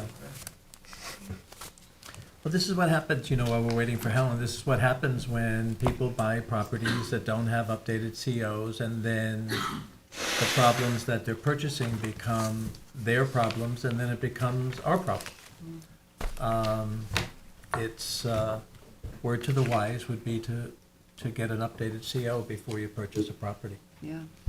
Could I just say one thing? When we were talking with the attorney, the C of O did have the garage on it, and I'll take full blame. To me, the garage had a roof deck and a railing, so to me that was approved. So I now understand that it wasn't, but, and I think probably the I could see I attorney could might get too. misled by that, yeah. There's also the concept that this roof deck and railing are about 20 feet back from the right-of-way. Even though they're on the property line, they're not right on the road, so it's not towering over the street. It's cut out a little bit. There's a lot. Well, It's that's definitely a subjective, Well, if they widen the road, then it would be a different that's a situation. subjective statement on it, because my feeling is they are towering over the street, and that's why I'm objecting to it. Right. But I'm one of 4, one of 5. Helen, did you have any comments on this application? Yes, I said before, I don't approve it. Okay, so, I'm a no on this. okay, so, one of our members is missing tonight. John? Can we hold it open for their opinion? What do you suggest, Katie? Sure, I mean, if they want to come back, yeah. Okay, I mean, it's worth it. Okay. It's Okay. worth it. They can watch this on Yes, of course. CTV and render an opinion at the next meeting. Or we could close it, except for written submissions, and allow John to view it, unless you want to make another unless pitch you for. want to come back Yeah. again. No, I think that we should. Come back Well, he's again? gonna watch the hearing. He was here at the first one, right? First one, yes. He was. So then he just watches this continuance, and we'll see where he falls out. Okay, So yeah, I would say close it and leave it open for his review and, and then a decision. yeah. And to watch the tape and Mhm. to see the written submissions. Okay? Okay, You good with that, so- Katie? I don't care. It's up to the Okay, applicant. so Michael, this is yours. Well, okay, we're going to close this hearing, leave it open for written submissions until February 2nd, and with the intent of a written a decision on February 15th. Thank you. Do I have a Thank you, second? everybody. Anybody have a second? Second. Mr. Thank you Dale, for your time. Thank you. Mr. Daly, Aye. Mr. Tuthill, Aye. Mr. Macedonio, Aye. Ms. Burgess, I chair votes aye. All right, Okay, thank you very much. Thank you. Yeah, so this is a new adjourned application. You want me to read this too? No. Okay, item 7 on the agenda is Eric and Cornelia Thompson, 13 Aqua Drive in Shinnecock Hills, Suffolk County Tax Map 900-232-3-21. We had Put some this in submissions 535. from you. didn't we? Yeah. We have some new I have some information. extra plans too, if you guys need that. Thank you. What you okay, submitted to us earlier last week or something. okay. I've sworn you in. Have I sworn you in or not? No, you haven't. Oh, all right, okay. Are you an attorney? No, I'm not. Okay. Do you swear to tell the truth, the whole truth, and nothing but the truth? I do. Please state your name. Matt and- Ivins, Office 38 High Street, Sag Harbor, New York, for the owner, Eric Thompson. Okay, so So tell I'll us give you a about. little, I'll give you a little rundown. Do you guys have surveys, enough surveys? Did you submit a new survey, or? Yeah, there should be a new survey in the mix. Last revised, what? November 13th? That's what I had. Yes. If you have them there, do you want to pass them out? Actually, I don't know if I have those. I have plans with me. Okay. I have the site plan. Let's see, survey. We have it in Oh, I our do have the submissions survey. that came this week, I think, yeah, just getting to it. You know, hold on, this, I might have something for you guys. You know what, let me pass these out. Yeah, let me pass these out. I have 4 copies of this. Okay. Candace, you want a copy of this? Okay. You're like, You don't need one, okay, I got it. That's personal. Do you need to stamp Stamp this? them or no? I don't know, I Candace need just one. said no. And whatever Candace says. All right. You know what, you guys, if you want, just give it back to me at the end. Kenneth says I don't need one for the file. Okay. Let me pass one to you guys. All right, let me give you a quick rundown. You have enough for everybody? I can give you 2 more if that works. Okay, so what we have here is it's gonna be a tear down rebuild of an existing 1-story house. The owner wants to reconstruct with a 2-story house, pretty much in the same footprint, possibly utilizing the existing foundation. Property contains 17,500 square feet. It's located in R15 zoning. The relief that we're requesting is a total of 1,470 cubic feet, but the way the house has been situated, we're gonna cut the baby in half. We're gonna have, we're requesting relief of 735 to the east, 735 to the west. Regarding character of the neighborhood, are there any impacts to that? We did a quick study. I mean, the neighborhood is a mix of differently sized dwellings and development scenarios. There's a large amount of examples of pre-existing non-conforming conditions, and there's examples of past variances granted by this board, which hopefully you guys should have a map in there showing the prior ZBA determinations. I have copies of that. So, Candace, I think that was part of the record. You but did don't wanna- get this. You did get You don't this. wanna I don't stamp need that. this. I don't need this, I have it. Okay. Can I just send this back to Dave? She goes, Oh, you're gonna, okay. One for everyone? Yeah. Excellent. This just gives you an example, you know, of the past regulatory history in the neighborhood with respect to zoning variances. It should also be noted that 17 of the properties along Aqua Drive, 14 of these properties have dwellings with more than 1 story, just to give you an idea of the character of the neighborhood.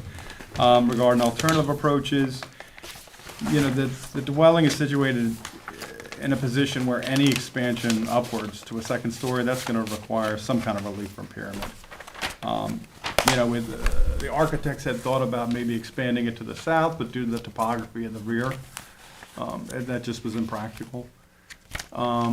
Expansion towards the street, they could possibly go out a little bit more to meet the front yard setback, but again, topography is complicating things. There's a bit of a slope there. Plus, we're gonna try to put an IA outs sanitary system up front, so that would complicate things. Regarding whether the variance is substantial, we don't believe so. Within the neighborhood, there's been no less than 7 pyramid variances granted since 1994. And the most impacted neighbors are the neighbors to the east and west. And as a rarity, we actually got neighbors that get along, so I can pass out letters of support to you guys from both of those neighbors. I think we have those. I think, yeah, you might have one. Oh, all right. Yeah. I thought I had 2, but that's okay. How is this different from what you first proposed on 11-2? It's not. We just had to do some clarifications to the plans with Marge. So it's an identical project. Okay, it seems like it for what was Yeah. originally submitted. And then just regarding any kind of physical or environmental condition, any kind of impact, you know, with the implementation of this project, you know, we're gonna put in proper stormwater management. And again, we're gonna be putting an IA system in to replace the old septic system. Okay. So that's about it. And the height is 27 Height is feet? 27.5. Yeah.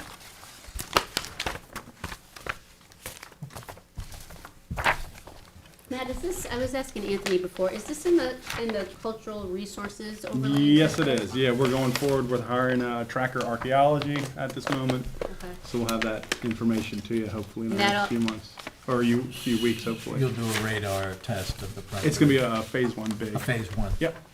So do you want us to wait for that? Because that could change your application, or what is? I think if we can, like, just move forward. I got really anxious clients Okay, here. but that'll only hold up your building permit, right? But what we're doing, yeah, but you know what, the process for building permit is like 3 to 4 months. We're gonna do it within that process with the phase 1 base, so I don't think there's gonna be any delay. whatsoever. But I'm saying you can't get a building permit without doing that, correct? Correct. Okay. Yeah. But if anything was discovered, then you wouldn't be building what you're proposing, and therefore our variance would be not applicable. True, but yeah, I think they're willing to Well, run that what would risk. change? You're just going up, correct? Actually, yeah, we're just going up. Actually, I have to tell you guys that I mean, and Anthony, agree, disagree, we had a discussion, and I think the phase 1B is actually gonna be focusing on the shed and the pool, because again, there's not gonna be really any disturbance much with the house. In House, fact, right, a portion of the house that's expanded towards the west is gonna be actually cantilevered over the existing Right, driveway. right. So, So it's not the house per se that you... no, it's the pool and the pool and relocated the- shed. Okay. And we're not giving relief on the pool, are we? Nope.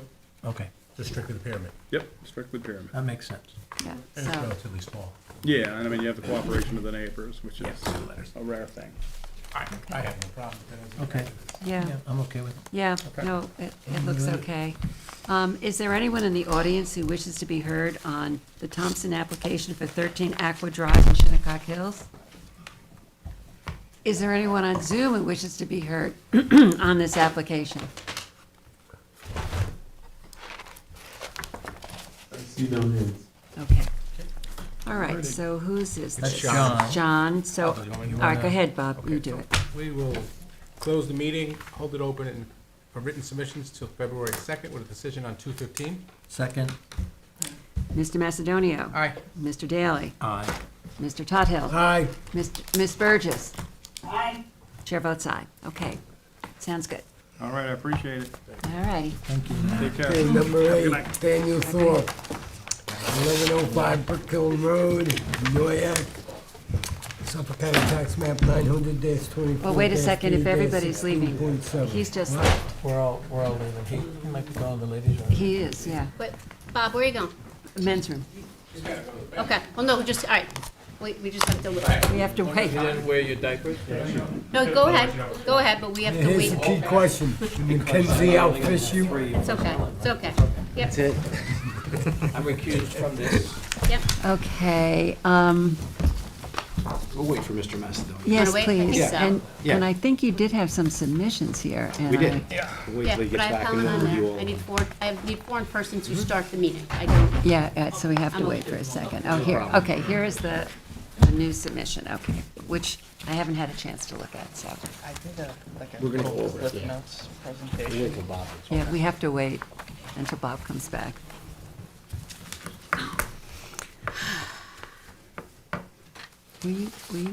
You weren't sworn in on this before. I private mean, attorney. I didn't mean swearing in. No, but I would, this is the first time I'm hearing it. Yes, okay, your first appearance, yes, so Yep. you should need to state your name. Okay. All right.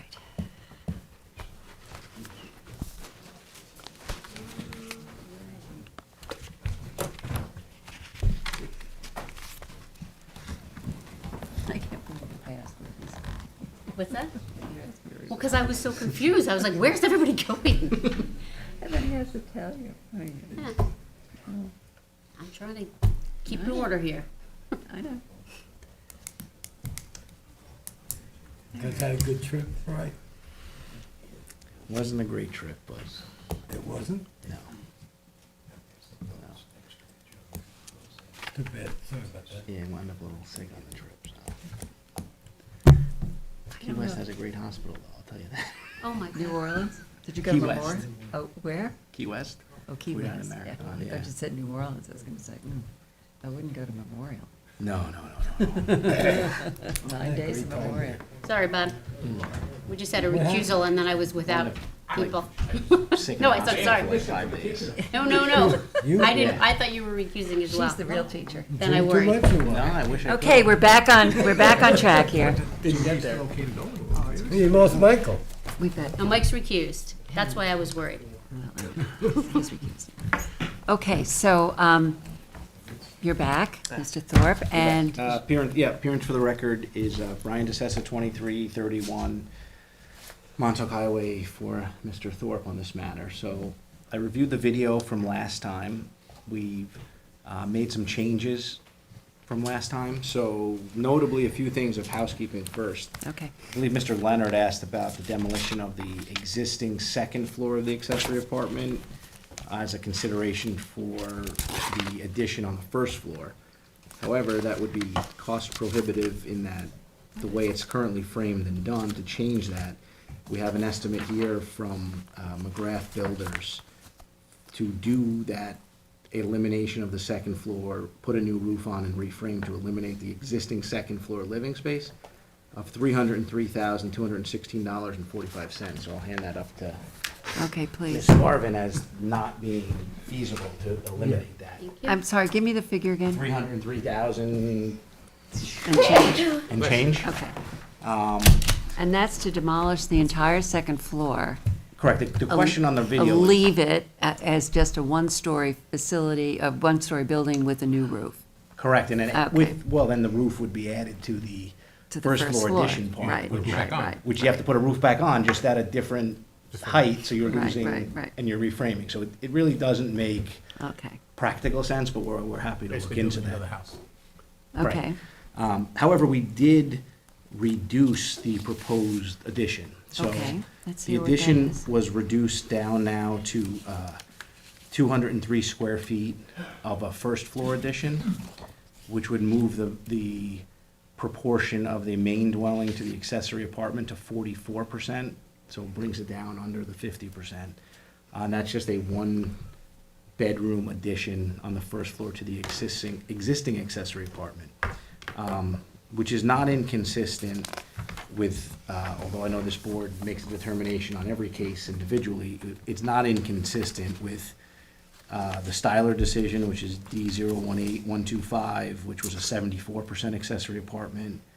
The Wiki decision, which was over 50%, which is D011976.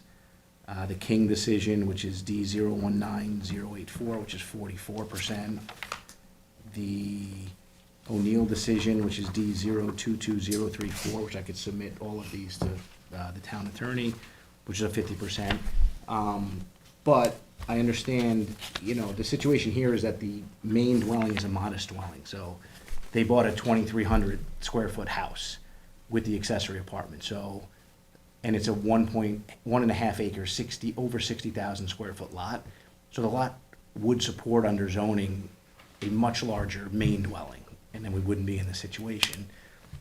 But due to family situations that Mr. Thorpe explained earlier, and I'll have him go into now, they're, choosing to not expand the main dwelling and looking for a modest addition of 203 feet on the accessory structure. But because the main dwelling being 2,300 square feet, we deem it disproportionate. The family does have plans to expand the main dwelling by 1,000 feet or 1,100 feet, which would bring us to that 35% proportion, but financially, they can't do both at the same time, so it's kind of the cart before the horse.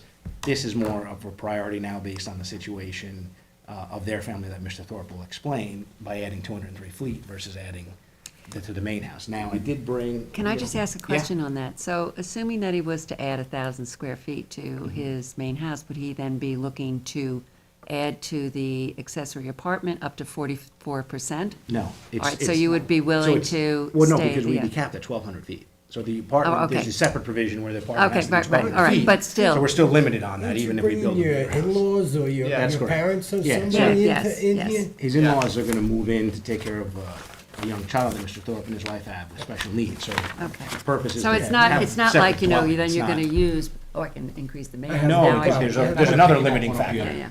Okay, let's And there's hear another- what but- your, but we do have one other thing here first. Okay. So we did ask Mr. Thorpe today to take pictures, just so the board is aware. Oh, good. Of these are today pictures, so no foliage on the trees from the road as to where this apartment is. You can't even see it in the winter without foliage on there. I don't think the site was the problem. No, It no, was but- the size, but 100%. yes, yeah. And then they reduced that to come down to 44. In addition, to the east is the cemetery, so there's been no up. I don't think they're gonna They're not complaining. I don't think and so. the neighbors to the north and the south have submitted letters in support, which you have in your Yes, packet we do now. have So those, you yes. do have those. Yeah. But as you can see, the site where the proposed accessory apartment is wooded and screened. And again, the total apartment, the accessory apartment still complies with the total of 1,200. To your point, if he builds Okay. if he built a 10,000-foot house, Couldn't the accessory exist. apartment still can't Okay. exceed 1,200. where it is now. So what is limited out. the full, what's the amount of the accessory apartment now? 1,200. It 1,200. becomes the 1,200 Okay. number. Okay. Okay. Did you want to show us diagrams of it? We did, so we have. Yeah, so I know we can you've hand done the out to Casey, material. Let's so see what it looks like. We just hand those to Katie and she'll stamp those around. Thanks. Before there was there were 2 proposed rooms on the first floor, like an entry den and a bedroom. So the den and was eliminated, and now it's just a first floor bedroom that's added, which is 203 feet, and a unheated entry porch. So it's covered to entry, but it's not part of the dwelling unit because it's not heated or cooled or anything like that. And you can see on the diagram that Mr. Thor provided. So we were proposing 756 square feet of addition, which actually did 2 things. One, it brought the percentage up higher, and we had the board's concern on that. And 2, after I reviewed the application, it actually exceeded what could have been there. So you couldn't have granted it anyway. So now we're more compliant because that was not there the first time in terms of 1,200 feet. So now we're at both of those, so. Okay, so now okay. Yeah. It's definitely an improvement on the original application. And so they're not destroying the second floor? No. And what's up on the second floor again? A bedroom. So there'll be 2 bedrooms? Which is still compliant with the accessory apartment. Okay, of two and bedrooms. we meet the 1,200 square foot for accessory apartments. It's at 44% of the main building, the main building being a modest 2,300 home, feet. 2,300 feet, On an acre and a half. on an Which is acre and a gonna get half. eventually expanded. And At it's, some and point, it's, yeah. it's sheltered and vegetated and everything I else. have no problem with I'm this. okay with it. Helen, do you want to comment on this? I have no problem with it. Neither do I. Okay, sounds good. So this is, I'll move to close. okay, Keith, this is yours. Yes. Okay. I'm aware of that. I'll move to close. Leave it open for written subs to February 2nd with a determination on February 15th. There's nobody here. Do we ask that? Second. Huh? Do we ask if anybody's here? What is the question? Oh, I'm sorry. She is. Oh, I keep forgetting. I'm sorry. Is there anyone in the audience who wishes to be heard on this application? Is there anyone on Zoom who wishes to be heard on the application? Okay, I'm sorry. All right, All right. I'll put that motion back out there. I second Okay. that again. Thank you, Mr. Rob. Macedonia seconds. All right, Mr. Tudhill. Aye. Mr. Macedonia. Aye. Ms. Burgess. Aye. Chair votes aye. Okay, thank you very Thanks for much. your Thank time. you. Have a good evening. Thank you for your efforts.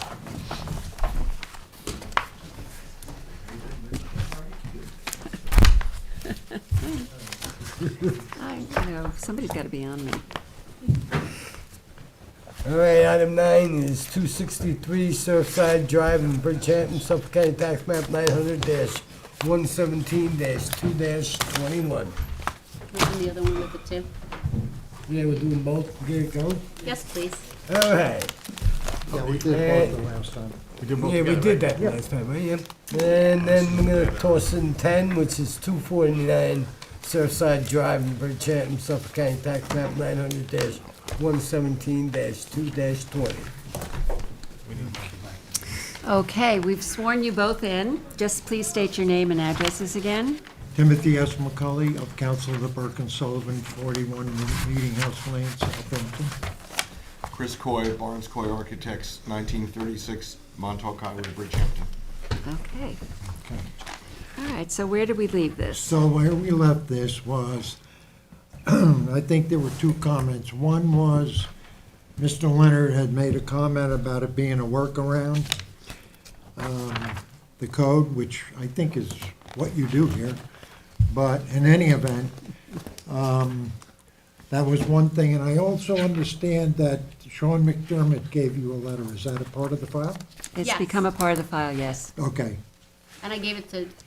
I have it. Okay, yeah. Yep. We just got it today, because that Yes, was just I a know. response to probably the workaround questions from the board. Right. We wanted assuming- clarification, and he gave it. I figured that. That's Yes, fine. no, he gave That's it, fine. yeah. So basically, and then, Madam Chairman, you had mentioned about the size of the house. So I've done a memorandum which addresses a lot of issues. But one of the issues that I addressed, I went through every house on this side of the road. Right. And I went through the GIS. A lot of the houses were built and then added to 3 or 4 times. Sure. Mhm. So based on that, I tried to make an estimate of what each house showed. I'll give myself a B+ to a B- on my research on that. I don't want to come before this board and say that it's perfectly accurate. Okay. But it's pretty much within the range. And the 2 houses that are here, they're not gonna change. The 2 houses are there, and I think they're kind of like in the medium of what's on that block. You can agree or disagree, but when I look at all the sizes and the permits that were issued there, and when I look at the aerials, which again are part of the memo, I think that, they're well within what's reasonable for this area. Okay. I don't know if you agree or you disagree. Well, I haven't done the research, but I'll Well, take I'll the show B- it to you, B+. and if you want to go back and do what I did, that's fine. They're big houses on that street, All there's no right.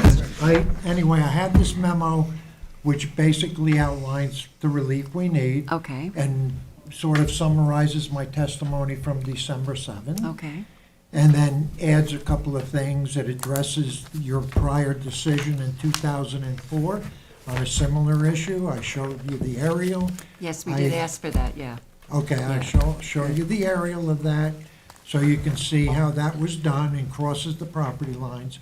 And even though last time I gave you a copy of that decision, I incorporated it in here, so if you're reading this, you have everything. Okay, all in one package, so it's not all over the place. How many copies do you want of this? I have 10. I need 2, because I want to put one in each lap. You need what, how many? 6 altogether. I have 10. Okay. I'm sorry? We need 1 for file, you have 6 board members. plus I have 11. attorney, And your other 5. I have 11. Perfect. No, I don't have plus any, 5. but you have 11. You can have Do you want mine. me You to? can have 1. Do you want me have to? one, I'll make one for Katie. That's Do you fine. want me to digitally send this to your email? No? No, Okay. thank you. But no, Tim, keep one, I'll make a copy for Katie. That's all right, I have another one. Okay. Okay, so then we did Killing the discuss. forest, Yeah, I killing the know. forest. We did discuss a declaration or a covenant. Yes, I put that in the memo, Okay. that one that was used in 2004. And I've made a representation to the board that we would agree to enter into a covenant satisfactory to your council, that if we ever sold off one of the lots, this thing has to come down. And the original side yard setbacks are in place. Yes. Yes, I mean, that would be Nothing on the assumed. house is That would be changing assumed. here. Right, right, Okay? okay, The bulk of the house will remain the same. okay. How about that? I'm sorry? When she was looking for the file, I told her I had it. Oh. I was looking for it. Okay. And then just one other thing I want to point out. After the advertising was done at 263 Surfside, we originally calculated it at 3,109.77 feet. But Art Gearhauser came back to us and said, don't do it that way, do it from what you would be entitled to today, even though the house is staying down. So we recalculated that and submitted that, and it's 2,496.48. And that's also in my memo. Cubic feet, or what are you talking about? Cubic feet, I'm Cubic sorry. feet, yeah, Pyramid okay. relief for the. Oh, okay, that's what I was That's just, the pyramid relief. okay, all right, than yeah, I it was was. confused when you were trying to say, yeah, I'm okay. sorry. No, that's okay. All right, so let me just summarize what you want here. You want a clarification on the cubic feet, the pyramid relief, correct? Is a new figure on the pyramid relief for this? That was done last time, yeah. At December Yeah, 7th. it's on the, we It's on gave the you a plan. separate plan Okay, showing that. Okay, okay. So you have that, I put it in my memo. So basically, the variances are for zero lot line at 249 Surfside, zero lot line, where 15 feet is required. Total side yard at 20 feet, where 35 feet is required. Pyramid relief at 2,337.94 cubic feet. For 249. And on the 263 Surfside, zero lot line on the west side for the breezeway of 15 feet is, to zero, where 15 feet is required. Total side yard of 18.4 feet.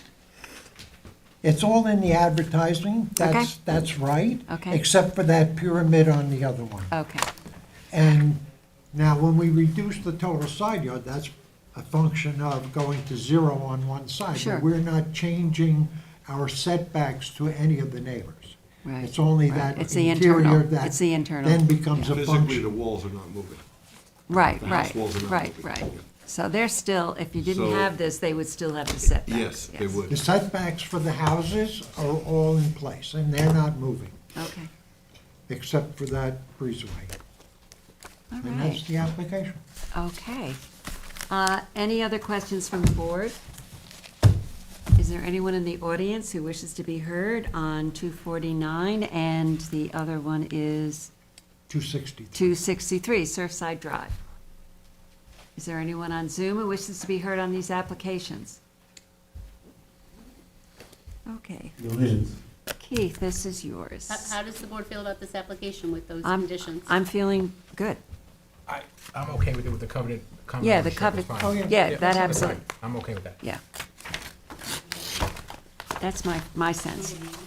One more. One of the packages. Oh, I got one.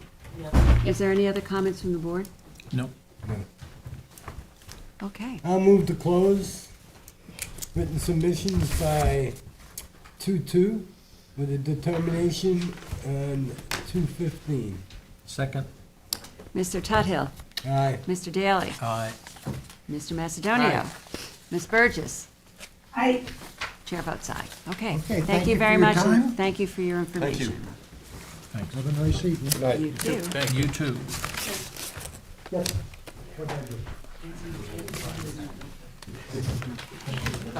Moving right along.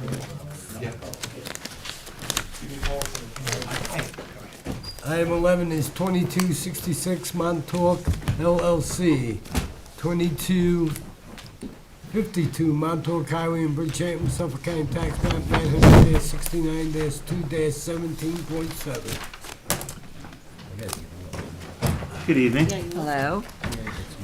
Good evening. Michael Solemski of Counsel to the Benincasa Group, 860 Montauk Highway, Watermill, New York.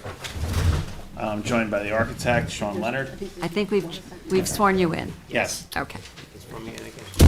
Still gonna come through.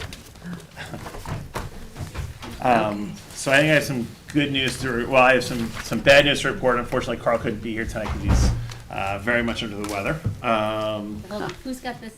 Do I have this file, Candace? Who's got this file? This is Adam. So do you want to send it?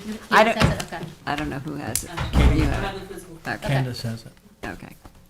All right, so the bad news is? Bad news is Carl's Carl- sick. The good news is we've made some changes to the plan, which were reviewed by planning. Planning issued a neg deck, January 11th. They adopted a neg deck for the project. A And it- negative declaration for those who are listening. Yes. And in furtherance of that, in their review of the plan, they reviewed once again the cross-access between this parcel and the neighboring parcel directly to the east. And in reviewing that cross-access, they were able to show that we were entitled to entitled to additional parking as a result of that cross-access. So thereby, we were able to eliminate the 7 parking spots that were of contention On the northern part of the border. So if you see the plans that have been passed around, those 7 parking spots have now been removed from the plan. We still meet the parking requirements. In fact, we provide 1 extra parking spot. And in addition to that, We also provided you with a landscaping plan. Its last date of revision was of today. And as part of that landscaping plan, we have provided across that northern boundary, not only the sound attenuating fence that we had previously proposed, but also a double screening that goes all the way across. Okay. As a result of those changes, we have been in contact with counsel for those neighbors. They are here tonight. They'll speak about how those changes have impacted their position on the application. With that being said, I think we're at the stage where this application is can be closed. We're more than welcome to take any questions or comments the board has, and I know that there's counsel here in the audience to speak on these issues. But I would just remind the board that we're seeking the variances. The variances 27 and 27 feet from Montauk Highway in the front building, the internal 12-foot setback between the property to the west, the 2 front yards to Butter Lane at 26 feet where 30 is required, and on the north side, we are at 31.6 feet where 50 feet is required. Okay, so let's go through those a little bit more Sure. slowly so I can just get them down. Okay, so 27, you're asking for 27 feet from Montauk Highway, Yes. and what's required? For building A and building B, it's 30 feet is 30, required. The 30 is required. For building A and B. Okay. Okay, and then, what were the 2 internal setbacks? What were those again? So an internal setback between the property to the west, it's 15 feet is required, and we're at 12 feet. Okay, so that's between the property next door and your property. Yes. So it's, what was it? It was, 15 feet is required, and we're at 12 feet. okay. Okay, And then there's from building A and the residence, both are at 26 feet from Butter Lane, where 30 feet is required. okay. For the residence and the building, Yeah. okay? And then in the most northerly section, 50 feet is required, and we're at 31.6. And that's the area where we've removed those parking spots. And you've put in a pretty reasonable vegetation and fencing. I think it's even more than reasonable. It's a sound attenuating fence and a double tree line.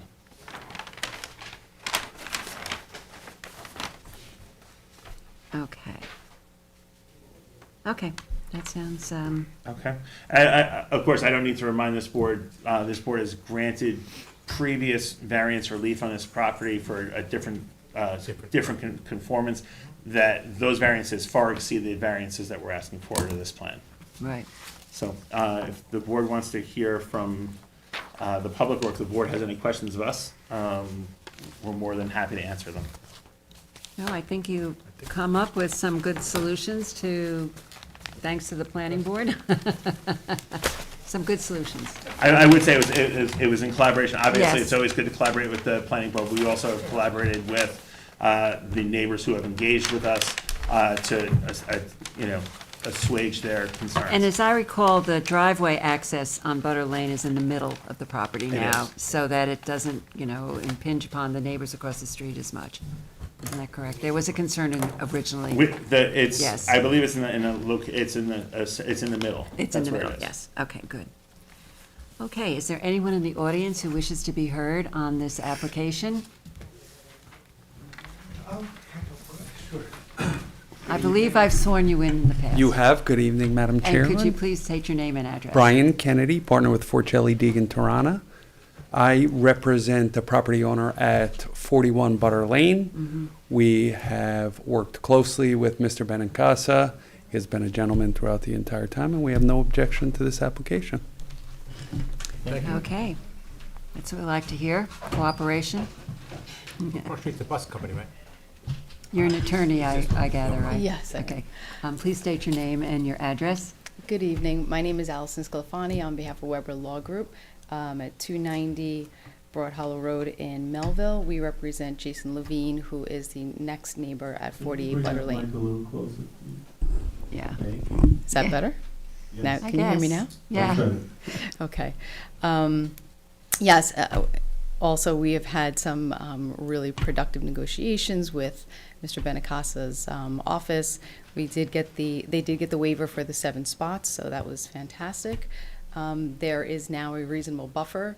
We were very, very happy to see the not only the fence, but the 2 rows of trees.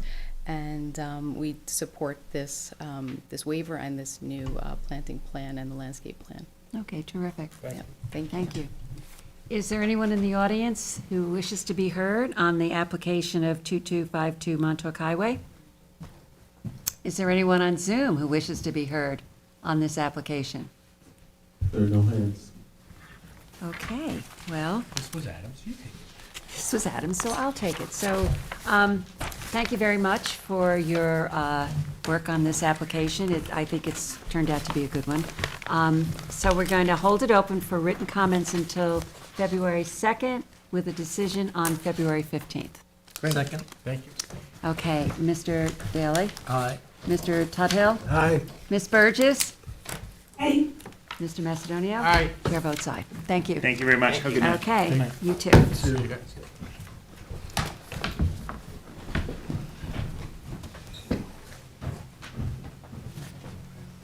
Okay, good. Item 12 on the agenda is Town of Southampton Housing Authority, 140 Maple Avenue in Flanders. Suffolk County Tax Map 900-145-2-54. Helen? I'm going to recuse myself.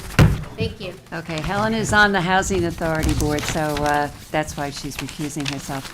On, excuse me, on the mapping, would this be 140 Maple Avenue or 140 Maple Avenue South on, 140 Maple Avenue. okay, not south. Okay, I know I've sworn you in, but could you just state your name and address again for the record? Curtis Highsmith, 2 Ridge Road, Southampton, New York. There also should be our He's coming in. Ryan? Yes, our architect Ryan. Last meeting, there were a number of questions, of which a lot of them I was not qualified to respond or answer to, so I wanted to make sure our architect was here. We did submit new plans that transitioned the accessory apartment from a 1-bedroom to a studio, and also showed the calculations for, I believe the questions had to do with habitable living space. So Ryan is here to respond to some of the open questions that we had at the last hearing. Okay, let's see what those questions were. Give me a second here.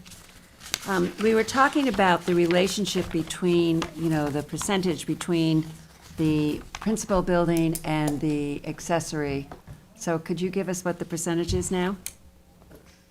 You want to swear me in first, since I haven't been part of this? Oh, I'm sorry. Maybe you're a familiar face, that's why okay. Do you promise to tell the truth, the whole truth, and nothing but the truth? I do. Okay, state your name and address, please. Ryan Kestner, architect, 509 County Road 39, Southampton. Okay, I'm sorry, Ryan. Okay. So I watched the video at the previous hearing, and the most contentious point by far was the ratio of the apartment to the building. The original ratio was 308 to 620, which put us at 49.7%.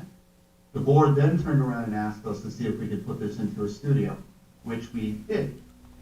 The ratio now is 223 to 620, or 35.97%, which shows a reduction of 15%. We cannot go any lower than that. It's impossible. Because even at a studio apartment, this is extremely tight. It is. And people still gotta live somehow too, so I hope that's taken into consideration here. 223 feet? 223 square feet, correct? Yeah, that's really small. It's tiny. Yeah. But it's a studio apartment. All right, so It's a- you're at. It's a studio, it can't ever be Right. anything else. You Right, can't even, Could put a wall up. you got one closet in the whole place, which is gonna be for linens, coats, underwear. That helps you get a fine. Is that there. gonna serve your, I think it's You know, tight. I do it's believe it. I do believe it's tight. That's the part of the reason why we designed the original design the way we did. Even that was a little tight, but it was more conforming to a single work person or individual to be able to be comfortable. Right. Also, if he or she were to entertain individuals in their unit, they still had a division of privacy.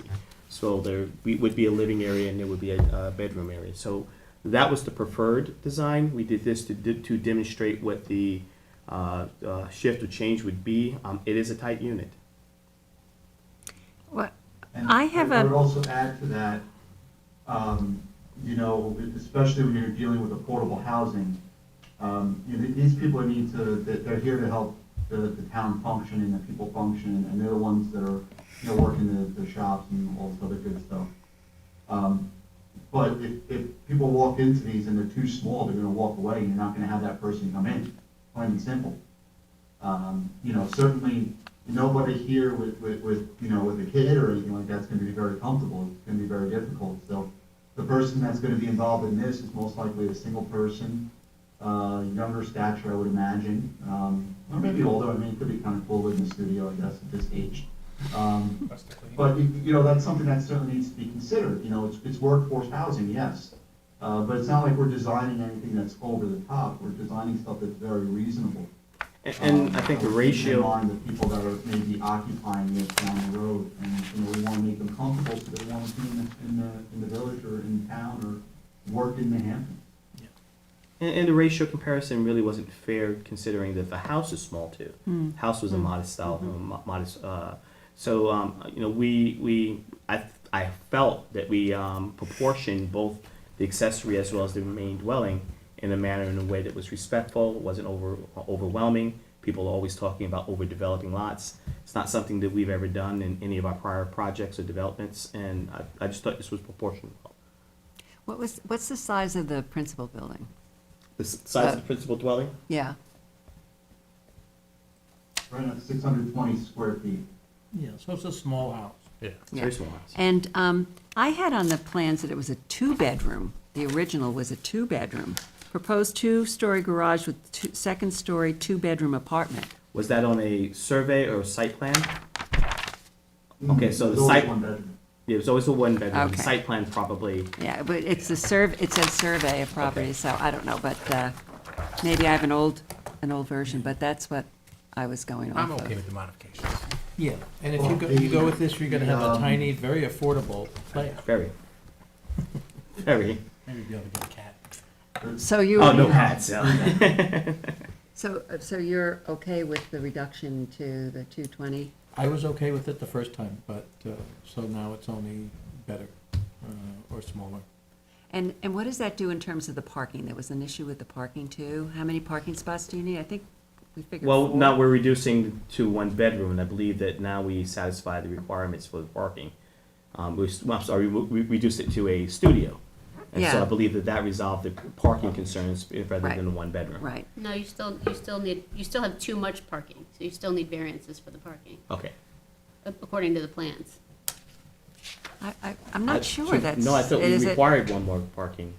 You're saying you have- have too many? I have. How many bedrooms in the principal dwelling? Principal house, I'm sorry? Has 2. Three. 3 bedrooms, so that's 2 parking spots.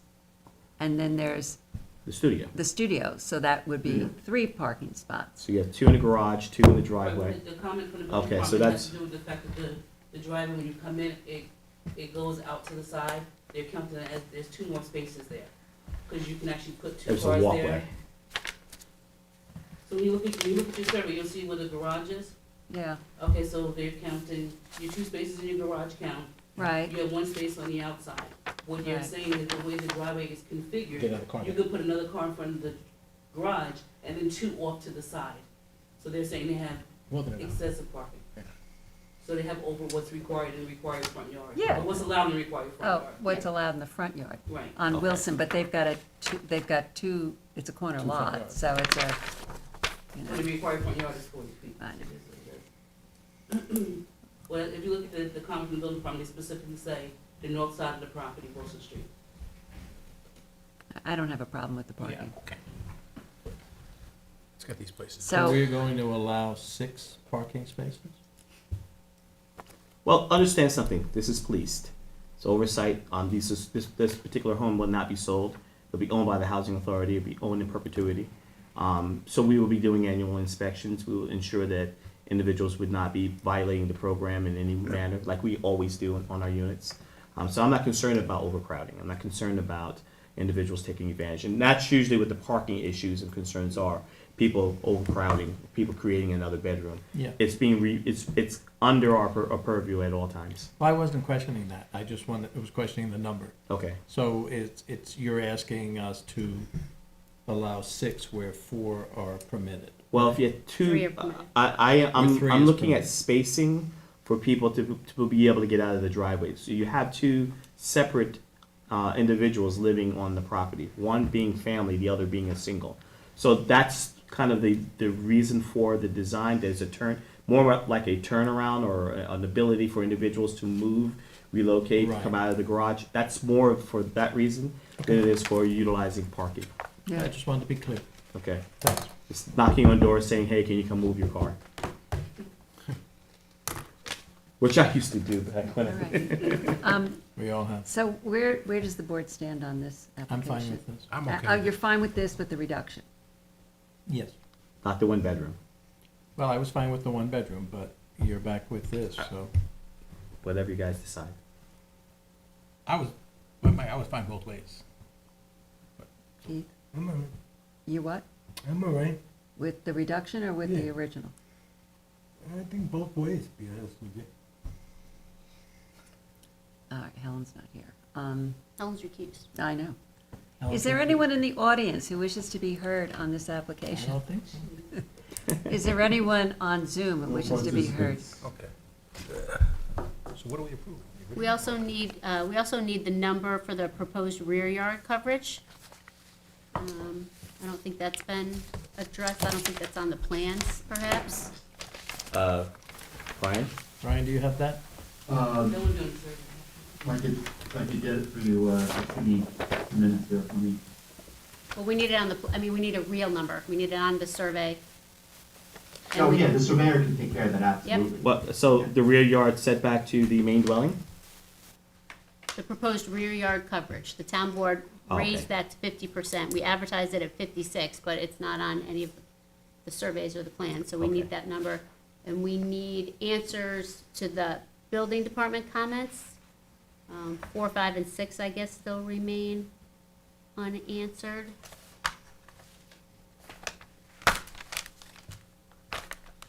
Looks like that's probably survey stuff too. I believe the survey questions were resolved. I recall receiving that from the building department and submitting it to our surveyor, and he made the corrections. So, Candace, did you? We didn't even revise survey. Yeah, we haven't done We a haven't revised survey received a at all. revised survey. No revised survey. What you sent to us, the revision, doesn't include the survey, I see. understood. No, I think it's just, I might have just been in plan, I don't think we got the survey. Yeah, no, I don't see the survey. You know, I saw that today when I was looking through the file, I think that's the only Okay. survey that we have. Okay, so Curtis, I mean, I would prefer to see the reduction, just because, we like to be, consistent in terms of what we're approving. But are you telling me that that would make it almost an impossible situation to reduce it to 230 square feet? Well, no one's saying impossible, we're saying uncomfortable. Having a 200 plus square foot dwelling for a person just starting, just beginning, just establishing their own sense of independence, because this is probably going to be the first time anyone's been on their own. They have, I know when I moved away from college, I had more stuff than they could fit in a dorm room than I should have. It's going to be very difficult because we don't have, that person doesn't have a basement anywhere. That person doesn't have other forms of storage anywhere. So their unit is going to be where they have the majority of their spacing. I know sometimes, I know how my son is. I like to leave his door closed because he doesn't make his bed and his stuff and clothes are all over the place. It's a sense of independence, but it's also a sense of privacy, being able to feel like you fit into a dwelling that works.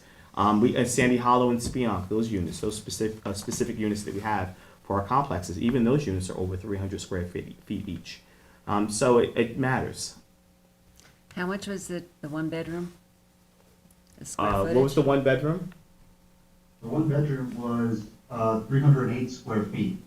What I want to put in perspective, ladies and gentlemen, is basically the table you're sitting at, back to where Curtis is sitting, that chair, that's just about the size of this studio. That includes the kitchen and a place to sit. That's how big it is. If just to give you my real quick plan, Yeah, I mean, it's only just 10 feet when you're wide. dealing It's not even 10 with, feet this is wide. really a philosophical thing for the town, but when we're dealing with affordable housing and workforce housing, I will say it on the record, I've said it before, the issue, the only way you get to address the issue with to address that at all, is through density. Yes. And through density, it is the only way to address affordable housing, i.e. you have to allow for and account for additional density beyond what makes a lot of people comfortable sometimes. That's just the reality of it. If you want to get affordable housing, you've got to have a housing stock that can compete with a market rate, which they build faster and quicker and sell quicker and everything. So the reality is, and this is what planners have been trying to push for years, is if you want to address affordable housing and you watch this room get filled up with concerned citizens, with this, that, and the other thing, they don't like the density. But density and some additional density, i.e. a larger apartment, I'm not comfortable with the 200 and something square feet, I'm going to be honest with you. Small. It's small, it doesn't address an issue as far as I'm I concerned. wouldn't say 308 is huge. It's not, but it's something, but it is this planner's opinion that consideration on additional density is vital to getting any workforce housing. That's just my opinion. Okay, so. And also, if I could yeah. say, if I could remember what I was going to say, I would say it. I have moments like that. I'm so glad to hear So, that you. answering the question with Oh. regards to the survey, is that something during the 10-day period? Can we do as conditional? Yeah, you can do everything with written subs, but you just, you gotta address them, and then it also looks like everything that we have shows a two-bedroom apartment. I'll make sure Yes, that's yeah, eliminated. that was definitely on the. You want to change that. Oh, I remember what I was going to say, and that is that there are many municipalities that don't allow any apartments under 300 square Yeah. feet. That's correct. Sag Harbor didn't allow anything under 500 square feet until recently, and they changed it to 275 because they feel that that's humane, or a standard that they'd like to stick by. So I would much prefer to see your original 308 square foot apartment, and I believe that it's a small house that has an apartment that's about half the size of it, and I would support that and not just one. I agree. I would rather. Well, I appreciate the fact that you've gone through the exercise of looking at it and what the consequences would be, and I appreciate that Ryan has, he has convinced me that we probably should go with the original one bedroom, but it did say two bedrooms on the plan. We will make sure that that's revised. And it's at 308 square feet. Yes. And I agree with Michael that in this case, the size of the principal dwelling is small. Yes. And so that, forces a larger percentage as well. But it's going to be so cute. I want each of you to come. You really should come and see these things when they're built and when they're developed. Because when we I come back would love to before do that. you- I would love to do that Yeah, sometime. we come back Please before invite you, us you're next able time. really to get kind of a feel. Please, we Invite would, us, yeah. yeah, we Definitely will. would, I would like to see. Thank you. Thank you. And the other thing And we're is, looking to expand Sandy Hollow. it soon, doesn't so- make it any really more affordable to do a 200 square foot unit to a 300 square No, foot unit. no. It's maybe save, 3% by doing, or 5% by doing. Well, you know better than I do about modular, Yeah. and so, Yeah. in terms of the added cost, it's marginal considering that we're Right. getting a better unit. Right. All right, so I think you have some changes to make Yes, ma'am. on the survey. Answer the questions that Marjorie or whoever has raised, and then you could do that through written submissions. Clarify it's one bedroom, Yes, ma'am. and I think that's it, since John is not here. Michael, do you want to take the lead on this for now? Sure. So we'll close this, except for written submissions. We're gonna ask you to get them back to us in the next 2 weeks. Oh, you gotta get by- back tomorrow. By February Yeah, right away. the 2nd, so that we can render a decision on February 15th. Okay? Thank you. Okay. Happy Valentine's Day. All right, so we have to vote. Mr. Daly? Aye. Mr. Tuthill? Aye. Mr. Macedonio? Aye. Chair votes aye. All right, thank you, Curtis. Okay. Be well. Thank you, Ryan. You too. Thanks, And Ryan. sure people, please get home safe. No, is it, why? Is No. it snowing or something? Do we have to worry? It's just nasty, yeah. We're gonna be It's gonna snowing reckless. tomorrow. We're gonna be reckless. But thank you so much. Safety. It's really something, you know, with affordable housing. So, Okay, thank you. Thank you for your input. I think we need to get Helen back. Charles? He's coming. Okay, good. Should be coming around the mountain. Okay. I have something to tell you. All right. Okay, so I guess we're at decisions. Oh, yeah.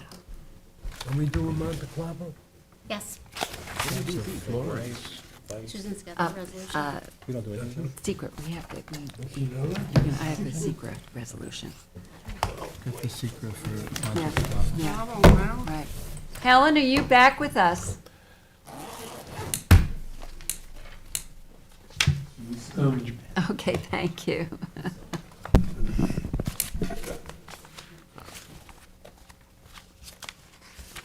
All right.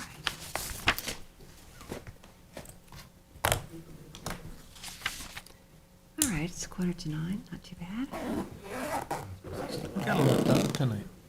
Got a lot done. No, about 9 in the morning. I know. No, he has to like actually I bring know. her back in, and then he has to send her like a prompt. Really? Brian, when Brian recused himself, he used to actually go off the Zoom altogether, but I said, like, keep her in the universe. All right, That is very funny. I didn't think of that. that's what I was gonna tell you. It was- Here I am. Thank God. That's all I can say. Oh my gosh. Thank God. You woke Anthony up. I did, oh, yay. Okay, I have a secret resolution in connection with the application of John T. Montecalvo. Whereas the Zoning Board of Appeals has received a request and submittals for variances in connection with the application of John T. Montecalavero, for properties located at 1129, 1089, and 1169 Spionk Riverhead Road, Remsenburg, Spionk.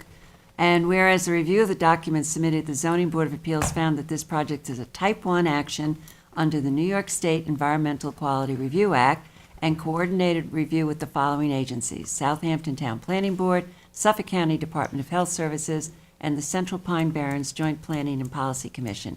And whereas the Southampton Town Planning Board, at its January 11, 2024 meeting, indicated that they would like to assume lead agency status in connection with the secret review of this project, now therefore be it resolved that the Southampton Town ZBA hereby agrees that the Southampton Town Planning Board should assume lead agency status with regards to the application of 2266 Montauk LLC pursuant to 6 New York CRR Section 617.6B and further be Wait, one second, did you say, that? I think I have a typo in there. If you said 2266, it would be, with respect to Monte Calvo.